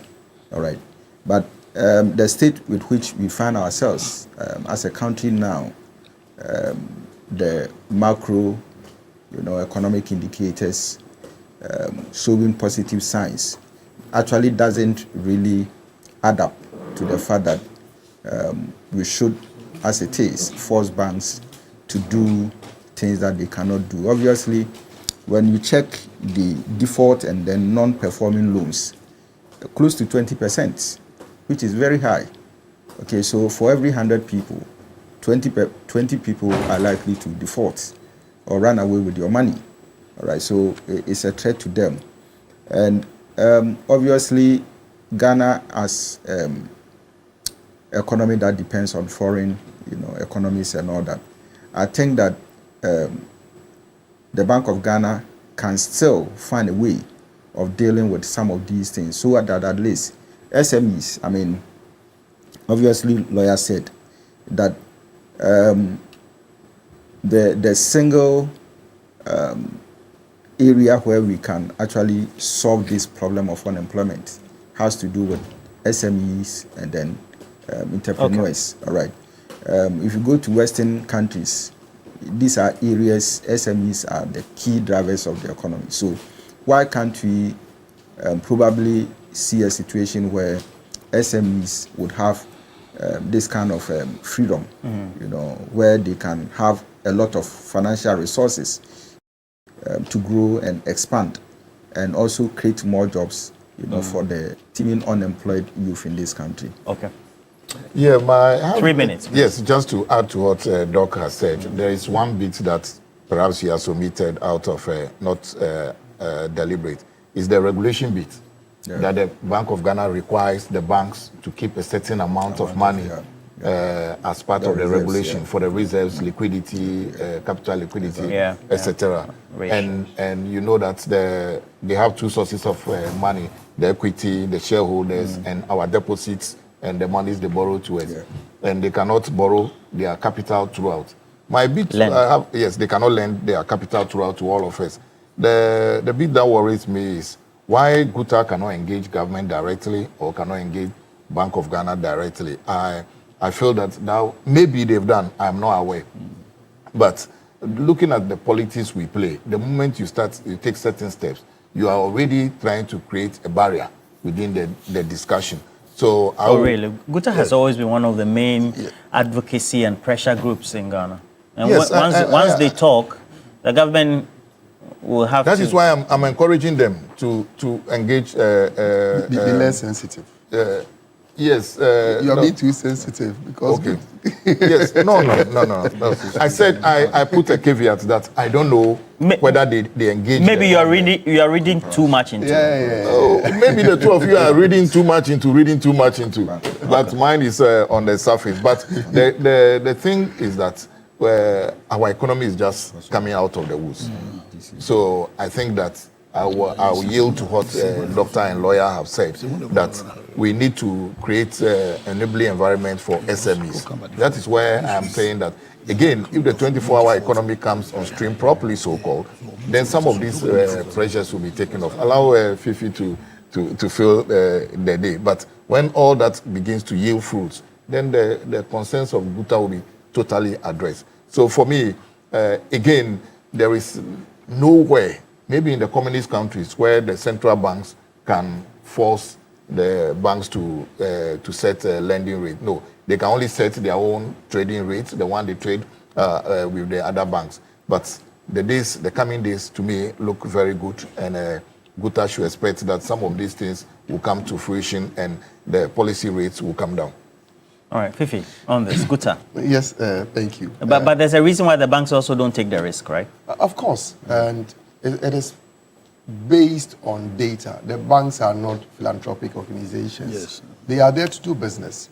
And if they are there to do business, before they will advance a facility, they must insulate themselves from possible losses. And that is the reason why the banks are acting the way they are. But the things we talked, when Council started, he was talking about the fact that, well, the policy rate has been reviewed. If you look at money available to the banks to lend. But you still have a challenge with the interest that is being placed. Where we are now as a country is like going to the hospital, and you know very well that you have a terrible stomach upset. And you go to the hospital and you tell the doctor, Doc, I can't sleep, I have a terrible stomach upset. He said, oh, really? So which part of your body? And then you go through all the processes, undertake all the tests, and says, no, I don't find anything wrong with you. But you know very well that you are suffering. Yeah, you are sick. You are sick. And that's where we are now. This whole Ato is forcing business we are in. Is one that we are told that everything is fine with us.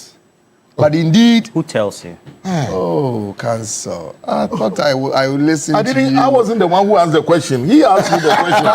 You exclaimed.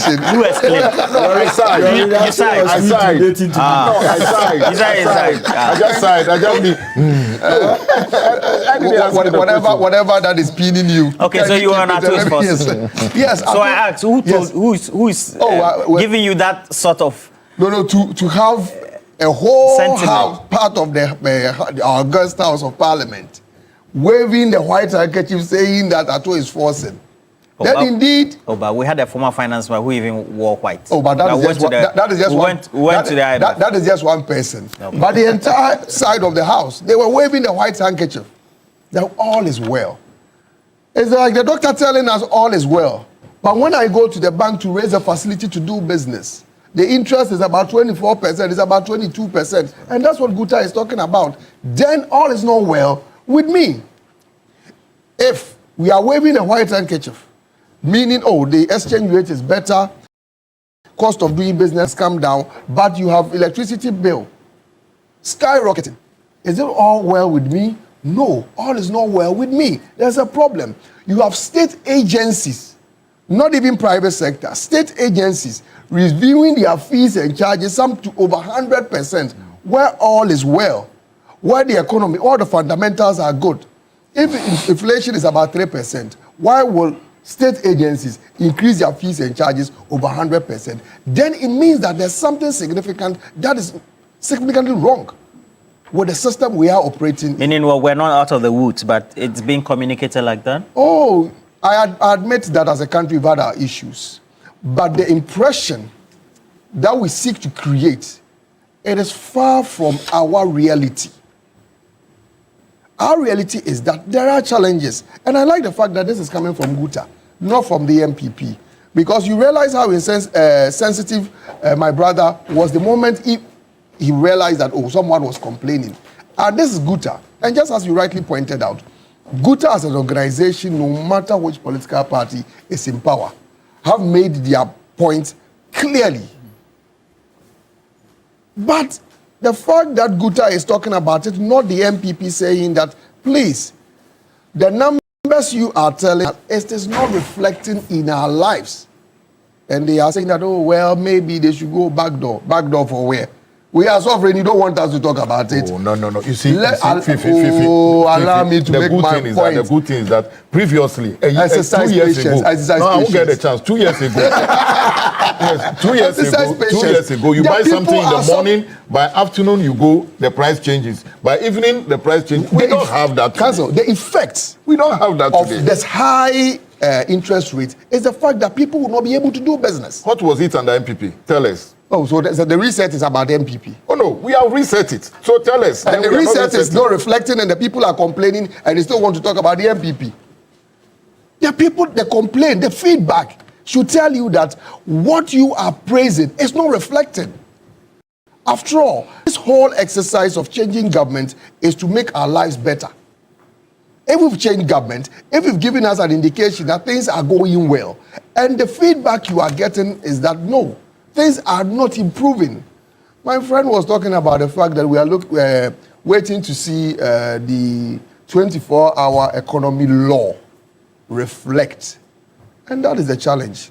You know, the 24-hour economy, we're being told that government is going to employ people, one person, one job, 3 shifts, 3 people. We are not there yet. And already the finance minister says that he has to borrow 17 billion before he could pay workers. What hope does that give you?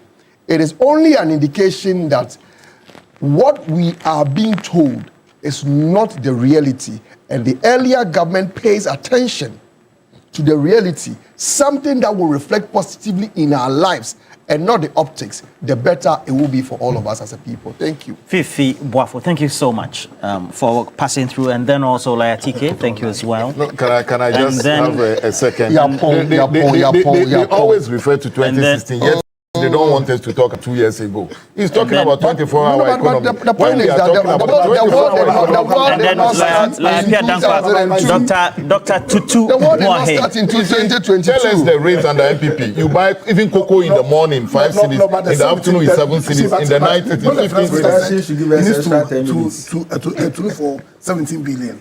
That's not the reason why we need a 24-hour economy. Yes. But the 24-hour economy. All right, gentlemen. They were going to employ people in government agencies. Let me look at this LPM. But those government agencies already said not only government agencies. Let me look at this LPM. That's all right. The private sector. As for the private sector. As for the private sector. Now, how have they incentivized? Now, remember, Big Issue is sponsored by the University of Gold Coast, and whether it is you aiming for that specialist MBA in marketing communications, MBA in operations, supply chain, human resource management, or finance, or entrepreneurship innovation, or business intelligence analytics, or you want to advance through their dual MBA or chartered manager MBA, the University of Gold Coast gives you the options that match your vision.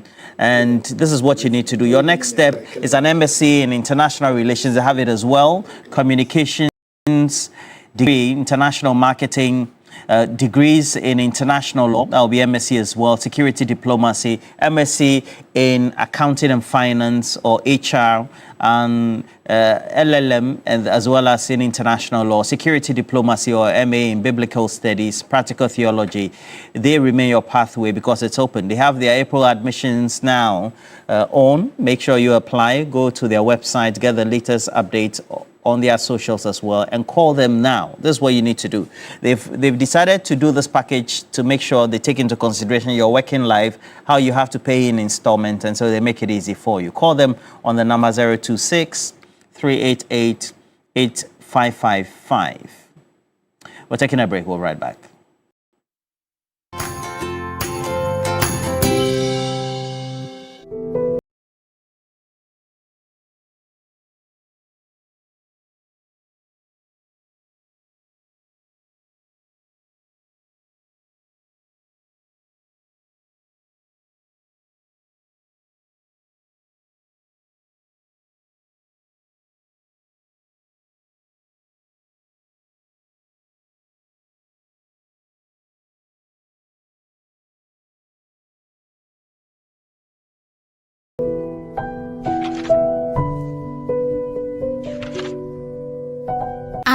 Plus parental control helps you manage what your kids can watch. Open settings and select parental control. Enable the feature and create a 4-digit PIN. Choose a maximum content rating you're comfortable with. Any content above this rating will require the PIN. Restricted titles appear locked across the app. Trying to play restricted content prompts for the PIN. Correct entry unlocks access for that session. Multiple incorrect attempts can temporarily lock access. Parental control on Adisa Plus. Available now. Adisa Plus. Safe streaming your way. Adisa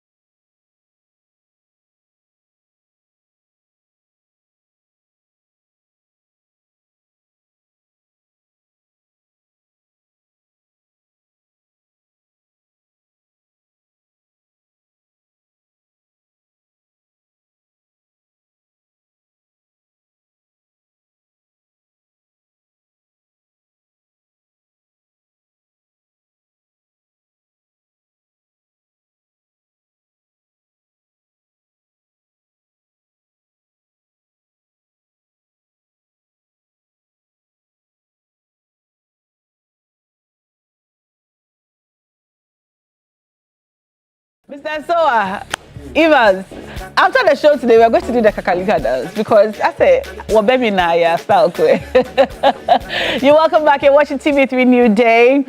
And yes, we promised you interesting conversations on a holiday like this. We're going to have a conversation about trade because despite the African Continental Free Trade Area Agreement, which is supposed to make inter-country trade inter-country trade between African countries very easy, cheaper, and remove all the barriers that used to exist.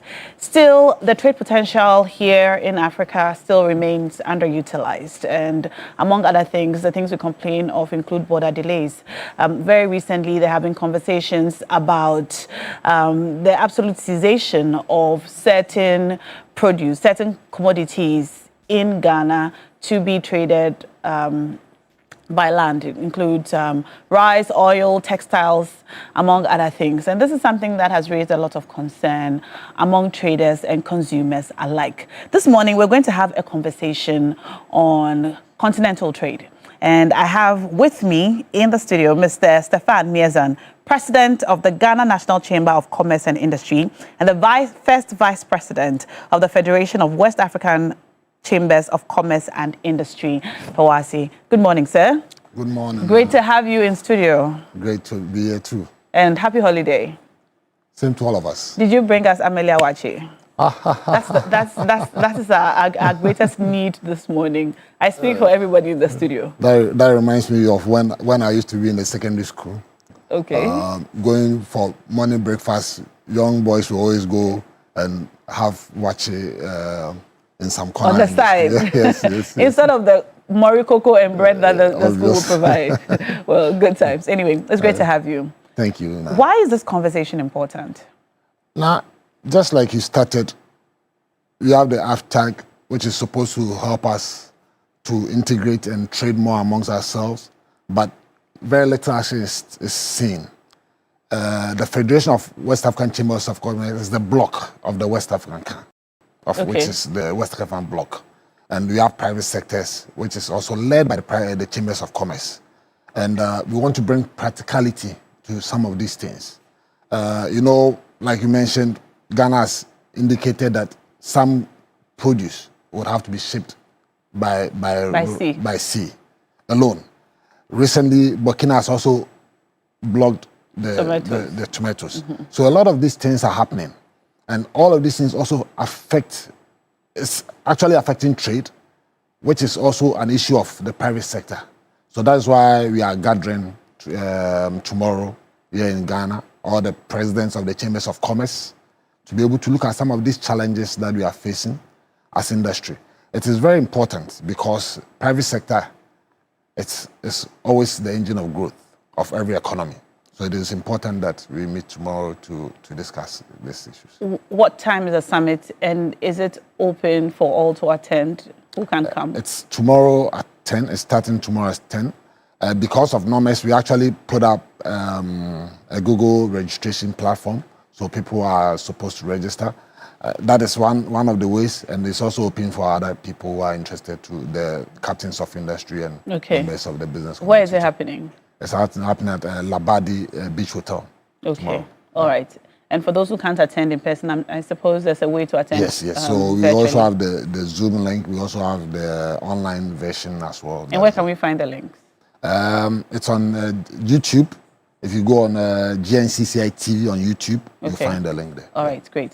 Now, since the cessation of land, if you like, transportation of some of the produce that the finance minister mentioned, so rice, spaghetti, textiles, among other things. Tomatoes. One of the concerns that has been raised is how this, while we appreciate the fact that there are issues of taxation, etc., which the finance minister is trying to contain, have you had conversations about how this possible cost would affect the consumer? Because, land transportation of these goods is definitely cheaper, more convenient, and faster than by sea. So, for example, if I wanted to move spaghetti from Togo to Accra, would that mean that I have to ship the spaghetti from, via sea to Accra? Is this a conversation you've had? So now this is why we are meeting as industry players, bringing along policymakers and development partners. But this instruction by the finance minister is a way to curtail smuggling and all of those things, and customs issues because of revenue. But haven't considered that.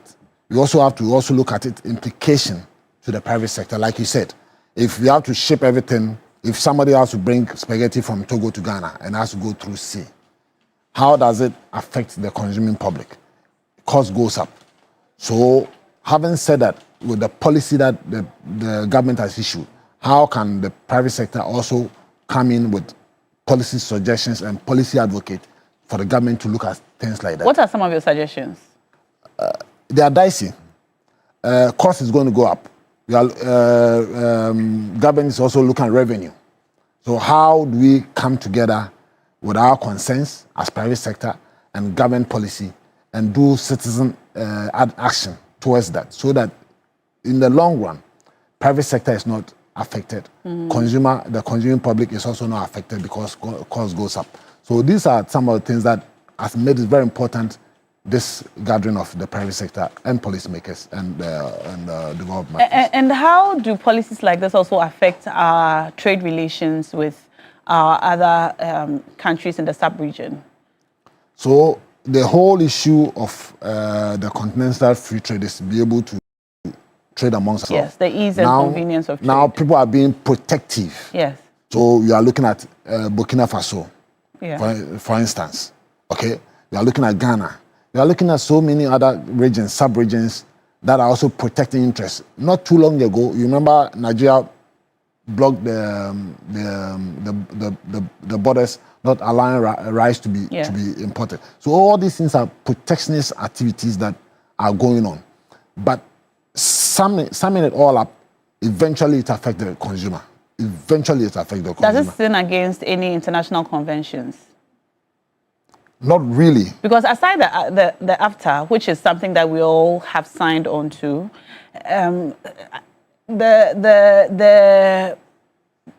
should I say the policy framework surrounding the idea of ECOWAS itself, one of it is for us to be able to trade easily among ourselves, the ease of trade. And free movement of people and goods. Free movement of goods and services and people.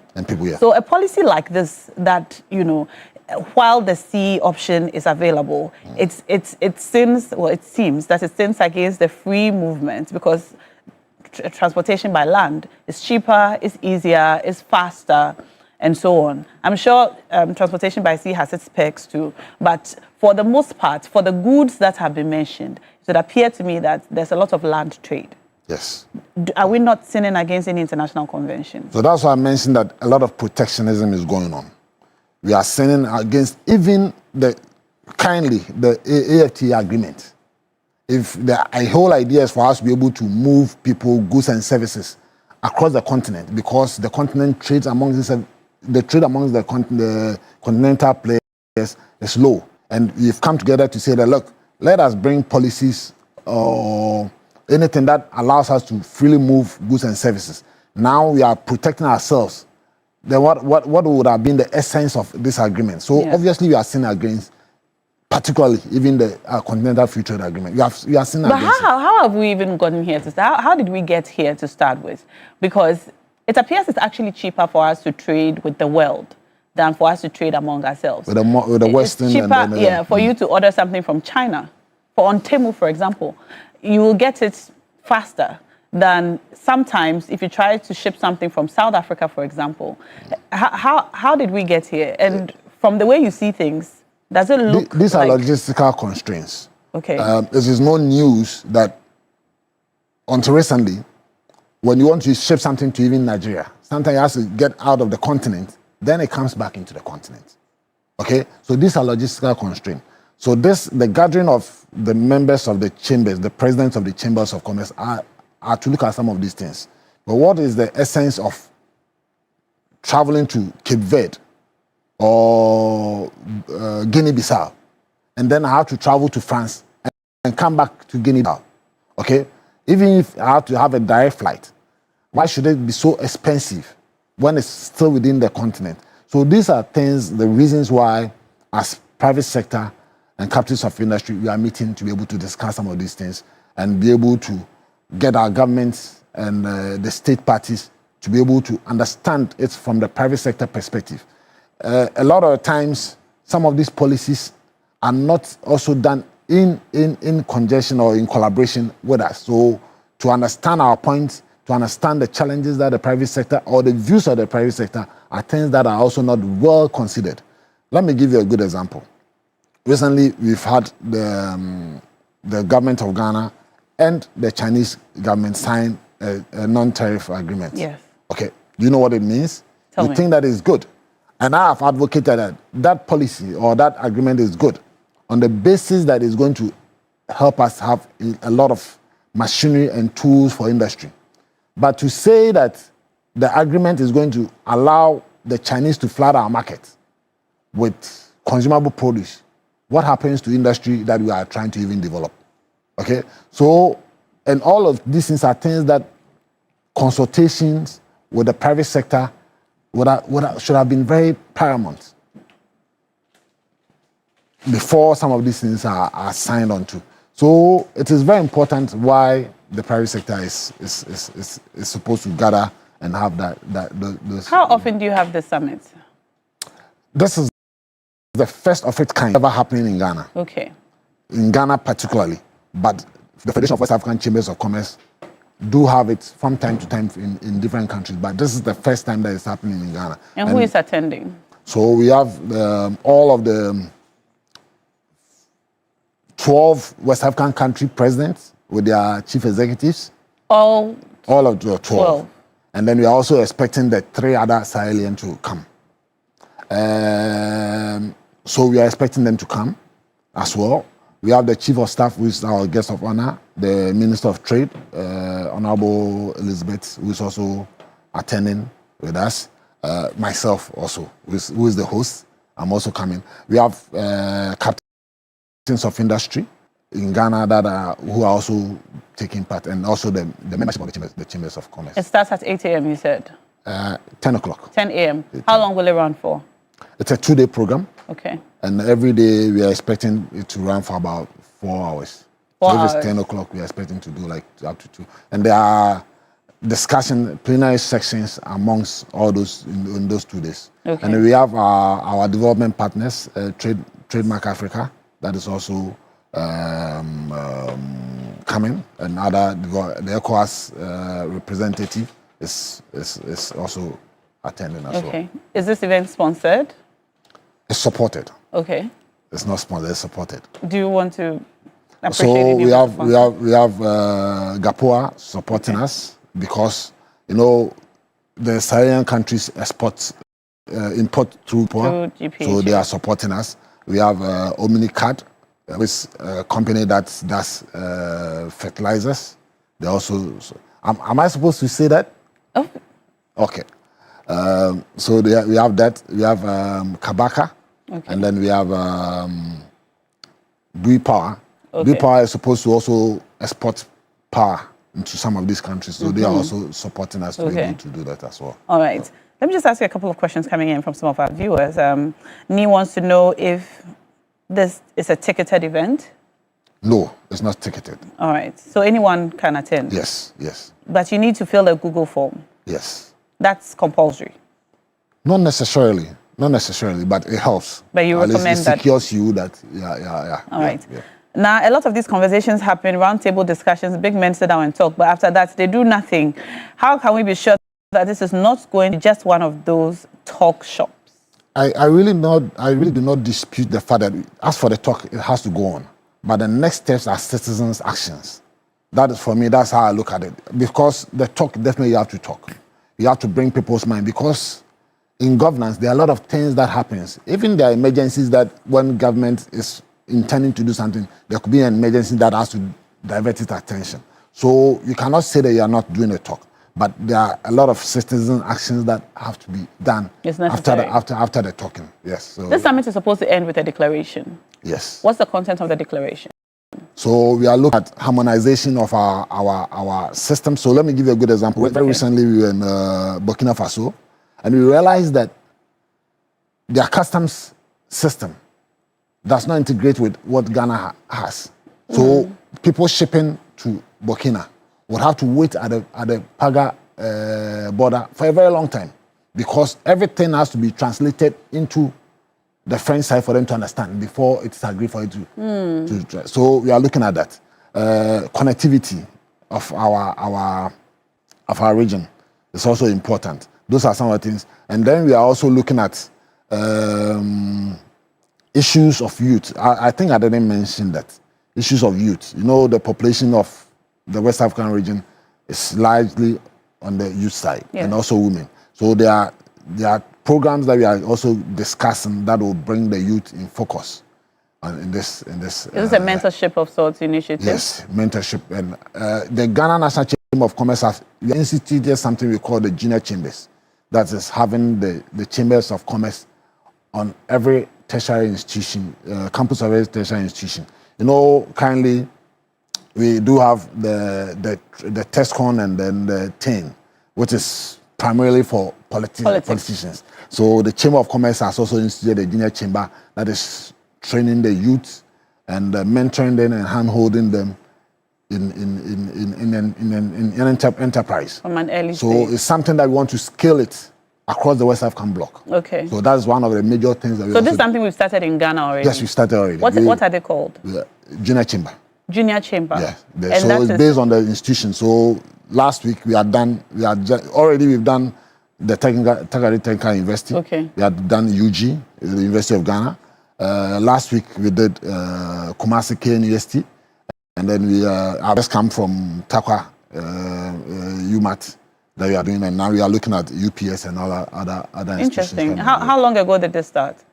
Oh, we started just last year. Last year? Yes. You know, I have been president. Congratulations. Thank you. I have been president since last year. Okay. Yes. So since I became president, we've done that. And then I think it's a step in the right direction. Thank you. Yes. Thank you. Because matters of trade sometimes are not very easily digestible by young people. Yes. Because we don't really, in university, secondary school and so on, we don't hear anything about these things. So that's the gap that we saw. Until you enter industry and then you find that you have to learn, you know, on the ground, hit the ground running. Yes.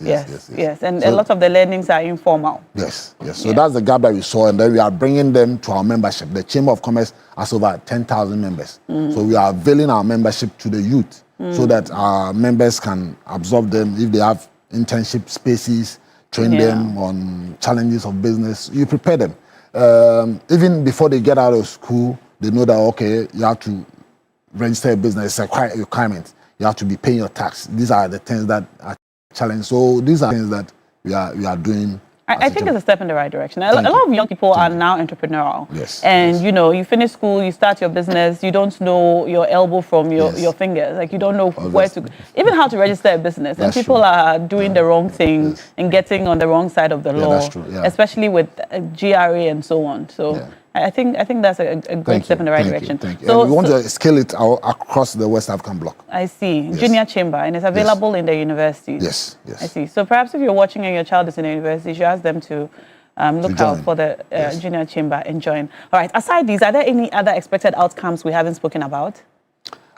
Most importantly, for us, it's not just meeting, talking, but our expectation is that our various governments, the heads of government would need to understand the challenges of the private sector, bring us along, and then be able to implement some of the suggestions that we are going to come up with to ensure that, at least, first of all, the West African bloc is well integrated, not just by fiscal infrastructure, also by technology. Just as I gave you the example, you are exporting from Ghana to Burkina, and because of interface challenges, you have to wait for days and those. So those are some of the things that we are looking at. We're also looking at the youth empowerment, youth and women empowerment as well of the West African bloc. Yes. All right. Yes. Thank you so much, Mr. Stefan Maizan. Great to have you in studio. All the best with the summit tomorrow, and on Wednesday, we'll be joining you, hopefully. Thank you. At 10 a.m. at Labadi Beach Hotel. Labadi Beach Hotel. All right. All right. Thank you. And we encourage you to sign up on the Google form so that we know who is coming and prepare adequately for you. If you agree that trade across the West African sub-region is underutilized and there's so much more we need to do, this is a summit for you to attend and be a part of. All right, still to come, we have more conversations on the show. You're watching TV3 Newday. Please stay with us. This is a holiday edition. I've got 15,000 CDs to give away to 4 of you. 2,000, 3,000, 5,000, and 5,000. And so dial star 439 hash and you just might win. Now, Easter is just around the corner. If you have a beachcation in mind, then create unforgettable memories at the beach with this wonderful offer. Bring your family and friends and book for all-inclusive 3 nights package from the 3rd to the 6th of April, starting from 5,100 Ghana cedis for a couple.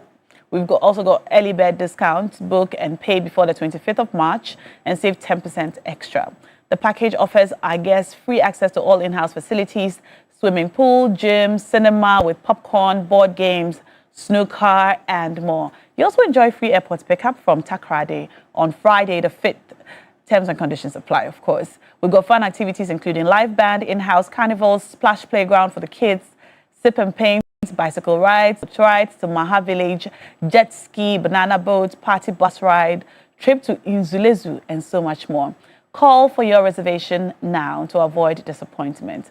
Call us on 030-3977-773 or 050-157-0684. All right, we're inviting you to Maha Village. Come and enjoy Easter with us. Stay tuned. We'll be right back.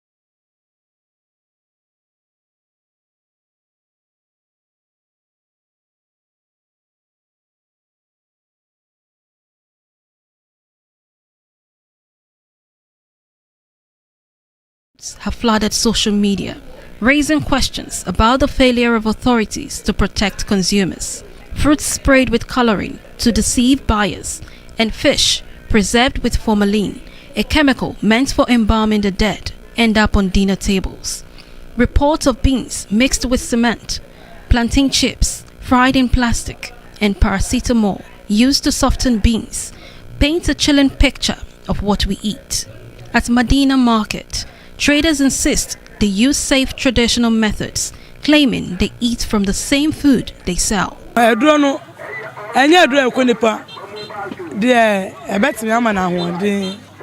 chemical is not to kill, but to preserve the tomatoes.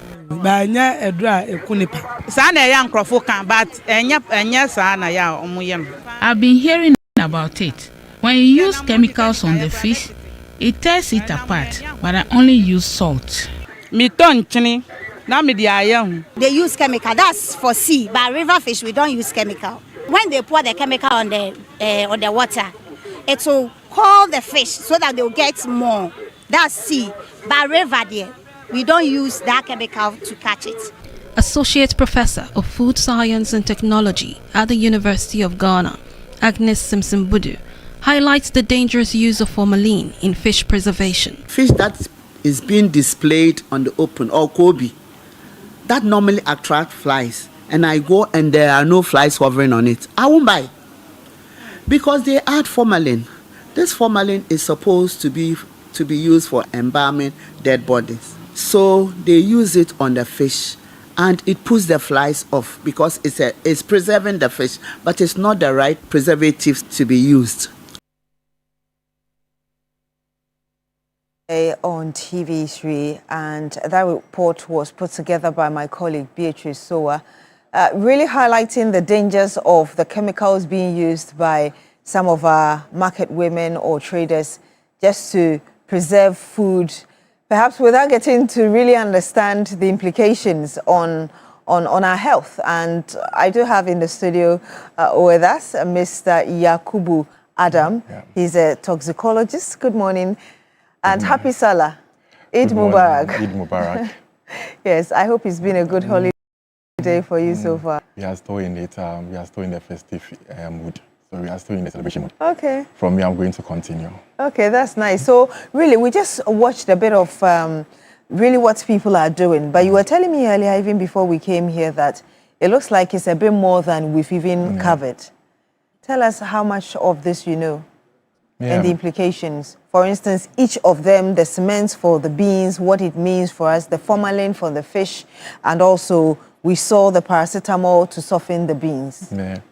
Okay, so thank you very much, and good morning again to you and your cherished viewers and listeners, and Eid Mubarak to my Muslim brothers and sisters. We pray that Allah subhanahu wa ta'ala accept our ibadah and grant us the full blessing of the Ramadan. As I indicated earlier, when I had the interview with you the other time, I indicated that we are actually a working experiment, actually waiting for the outcome, because day in, day out, whatever we eat, whatever we are exposed to are chemicals that can have health impacts. For instance, we started with the cement, so we realized that the cement was used in preserving our beans, but I think FDA has refuted that report that is not found in our jurisdiction. However, maybe it is being done in other jurisdictions, but maybe we've not seen it in Ghana yet. But why did they have to use cement? Because, you know, when you put even cement down, it has the tendency to attract moisture, atmospheric moisture. So mostly they use them in aiding in drying the beans, because it help attract the moisture from the beans, so that it quickens the drying process. So that's why basically they use that. But, you know, after they use this, and if you bag the beans, you are likely to have your food contaminated with these materials. So they use it to dry the beans? The beans. Wow. You know, when you leave your cement down, you know it's cake. Yes. How does it cake? Because it actually traps atmospheric moisture. So the same way, when you found around the beans, it traps the moisture from the beans, quicken the drying process. But you know that when these beans are not washed well and ends up in our system, it can lead to gastrointestinal obstruction in our gut, which can also lead to a lot of other complications. Like what? Like wearing away, it can lead to ulcer, ulcerative, not the ulcer we know, but maybe the ulceration of our colon and what have you. So it's not supposed to actually be used as a food grade or be found in our food. Because when you take our food, we have, when you take the Codex Alimentarius book, it's actually a guidelines that actually tells us how food must be preserved. And there are a list of food additives you can add. And cement is not of a food additive, so it shouldn't be part of our food. So the ulceration you talked about, how dangerous is that? Yes, so when you take the particle, even when the material gets into you, because your guts are already in an aqueous environment, it has the ability to now form a hardened particle. And when you are trying to pass to bringing them out, these things are going to wear away or are going to tear away the passage or the guts in there. So and you end up having some kind of bleeding. Or bleeding. I mean, your fecal matter, you'll be having what we call, blood in there and what have you. Is it another way of saying internal bleeding? Internal bleeding is actually happens internally, when there's a distraction or a burst in an artery or a vein in our system. But this one, we're talking about the GIT. Wow. That's the guts, yeah. And again, the bit about the usage of paracetamol to soften the beans. Yeah. What's the implication of that on our health? Yeah, paracetamol is known as a painkiller. Yes. So we know paracetamol as a painkiller. We don't know paracetamol as a food addictive. And it's not recognized by the FDA as an addition to our food. We take them when necessary. Yes, to avoid the implications that comes with even paracetamol. When you take in paracetamol overdose, it has the ability to produce an intermediate metabolite that can destroy our kidney. Then N-acetyl para-benzoquinone amine. This is actually an intermediate metabolite associated with paracetamol. So we don't even abuse our paracetamol or overdose paracetamol. So imagine adding this paracetamol to your food. And why did I have to even add it to your food? It says it can serve as a tenderizer for our meat. Reducing the cooking time for our meat, reducing the cooking time for our beans and everything. Yes, but that shouldn't be what should be used in there. We have our alternatives that can be used.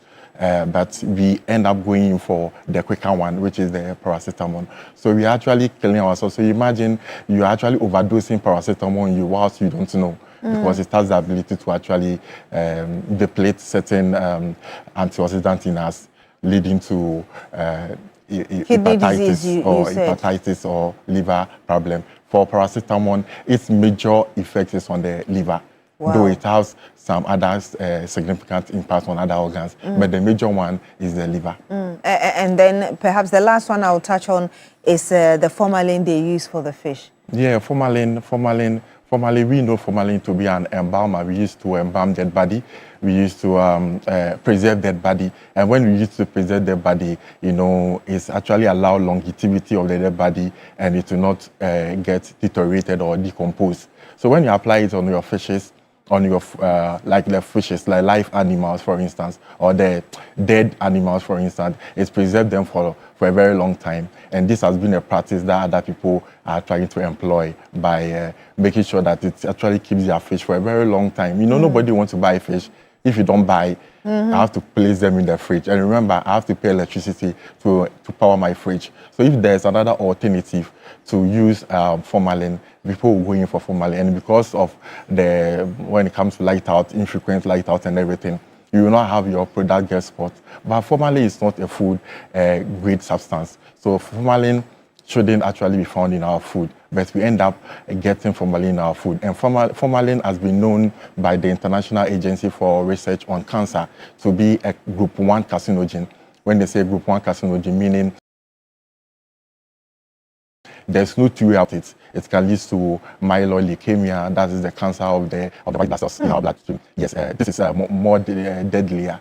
It can also cause some respiratory distress, leading to pneumonia and what have you. That's the formalin. Please, let me get your final word on what you believe can be done to, stop these things happening, aside from the statement we saw earlier from the Food and Drugs Authority? Yeah, Food and Drug Authority are doing their work. They cannot be everywhere because they are charged by Part 6, Part 7, Part 8 of the Public Health Act, but they cannot actually be everywhere to actually see to it that you are not using paracetamol for whatever you are doing.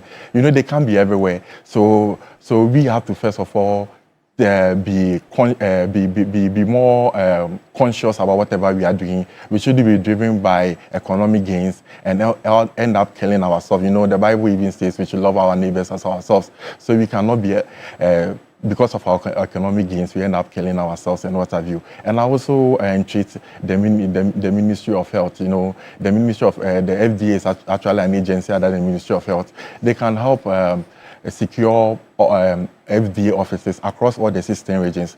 Currently, other 6 regions have no FDA offices, and they operate from their parents or their used to be office. So, and I think FDA offices must also be decentralized to the district level, so that it shouldn't be the regional level and what have you. So I think if FDA is also decentralized, it will help us go into the district and also find out what is being done right and what is being done wrong. And I think with that, it will help mitigate the problem that we see.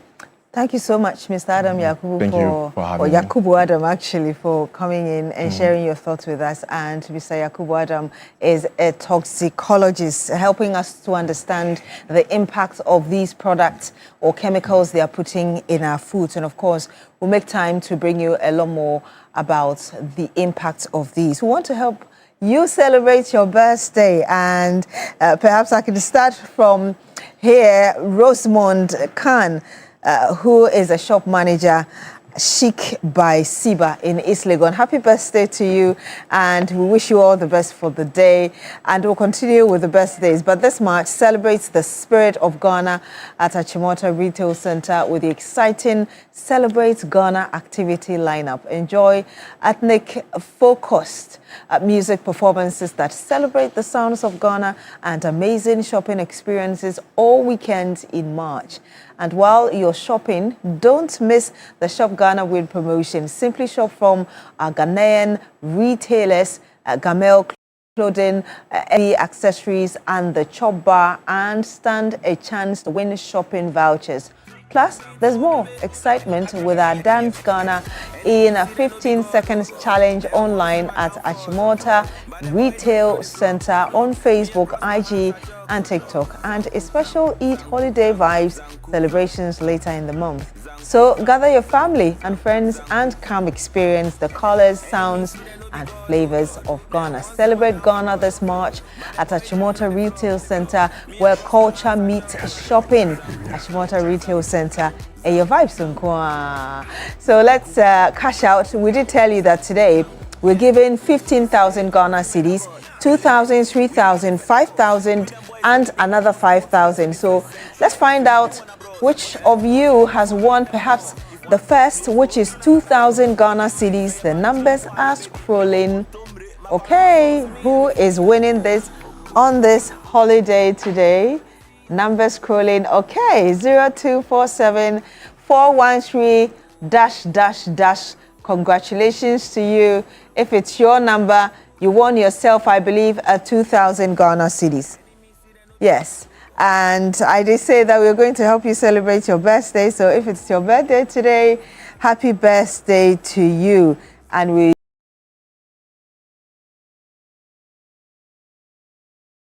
okay, Sandra Dodu, enjoy your beautiful day. Kingsford, happy birthday to you. Happy birthday, my dear twins, Jeffrey and Jennifer. And that's coming from your mom. Happy birthday to you, Mrs. Among. Happy birthday to you, Gina Asare. Happy birthday to you. Mrs. Omani Vondi Davidella. Happy birthday to you. Happy birthday to you, Anita. More blessings. Makafui Angelina Efwa Adam. Happy birthday to you. Okay, that's actually Andani's daughter. It was her birthday over the weekend. Happy birthday to you. Makafui Koko, happy birthday to you. Melissa Na Adi, happy birthday to you. Madam Stella Aquile, happy birthday to you, ma'am. Mrs. Esther Mamiesi Daniels, happy birthday to you. God bless you.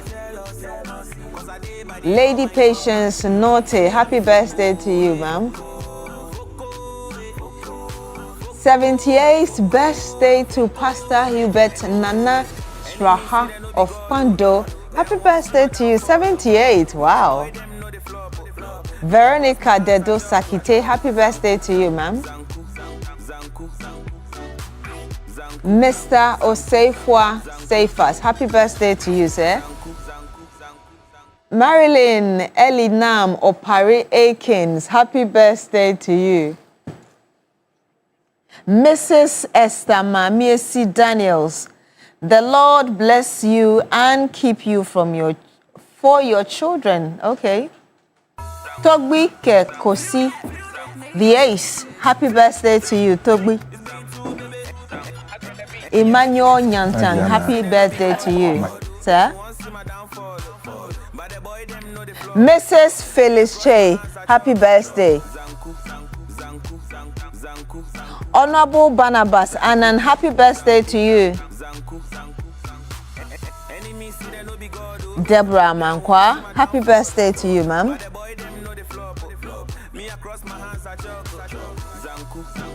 Happy birthday to you. Happy birthday. There's also happy birthday to manager of Prince of Peace Company in Mampong. God bless you from your sister Selena Inkum. Happy birthday to all of you. Yes. I have an allergy for you, Beatrice. Aish. Alhaji. I have an allergy for you, Beatrice. What is the Alhaji saying? I've asked him to bring your bride price. Aish. So you'll know on your wedding day. But you can't say that. You can't give him permission. My dad has to give him the permission. Oh, your dad and I are homeboys. Anyway, it's been a good morning on the show today. We hope you've enjoyed the show, and we hope you're enjoying the last of the long weekend. Yes. The week starts tomorrow. The working week starts tomorrow. So try to get some rest, sleep in, eat well, and enjoy the rest of the holiday. This has been TV3 Newday, coming to you live from our studios here in Kanda. My name is Na Ashoko. My name is Beatrice. Thank you so much for joining us. Do enjoy the rest of our programs.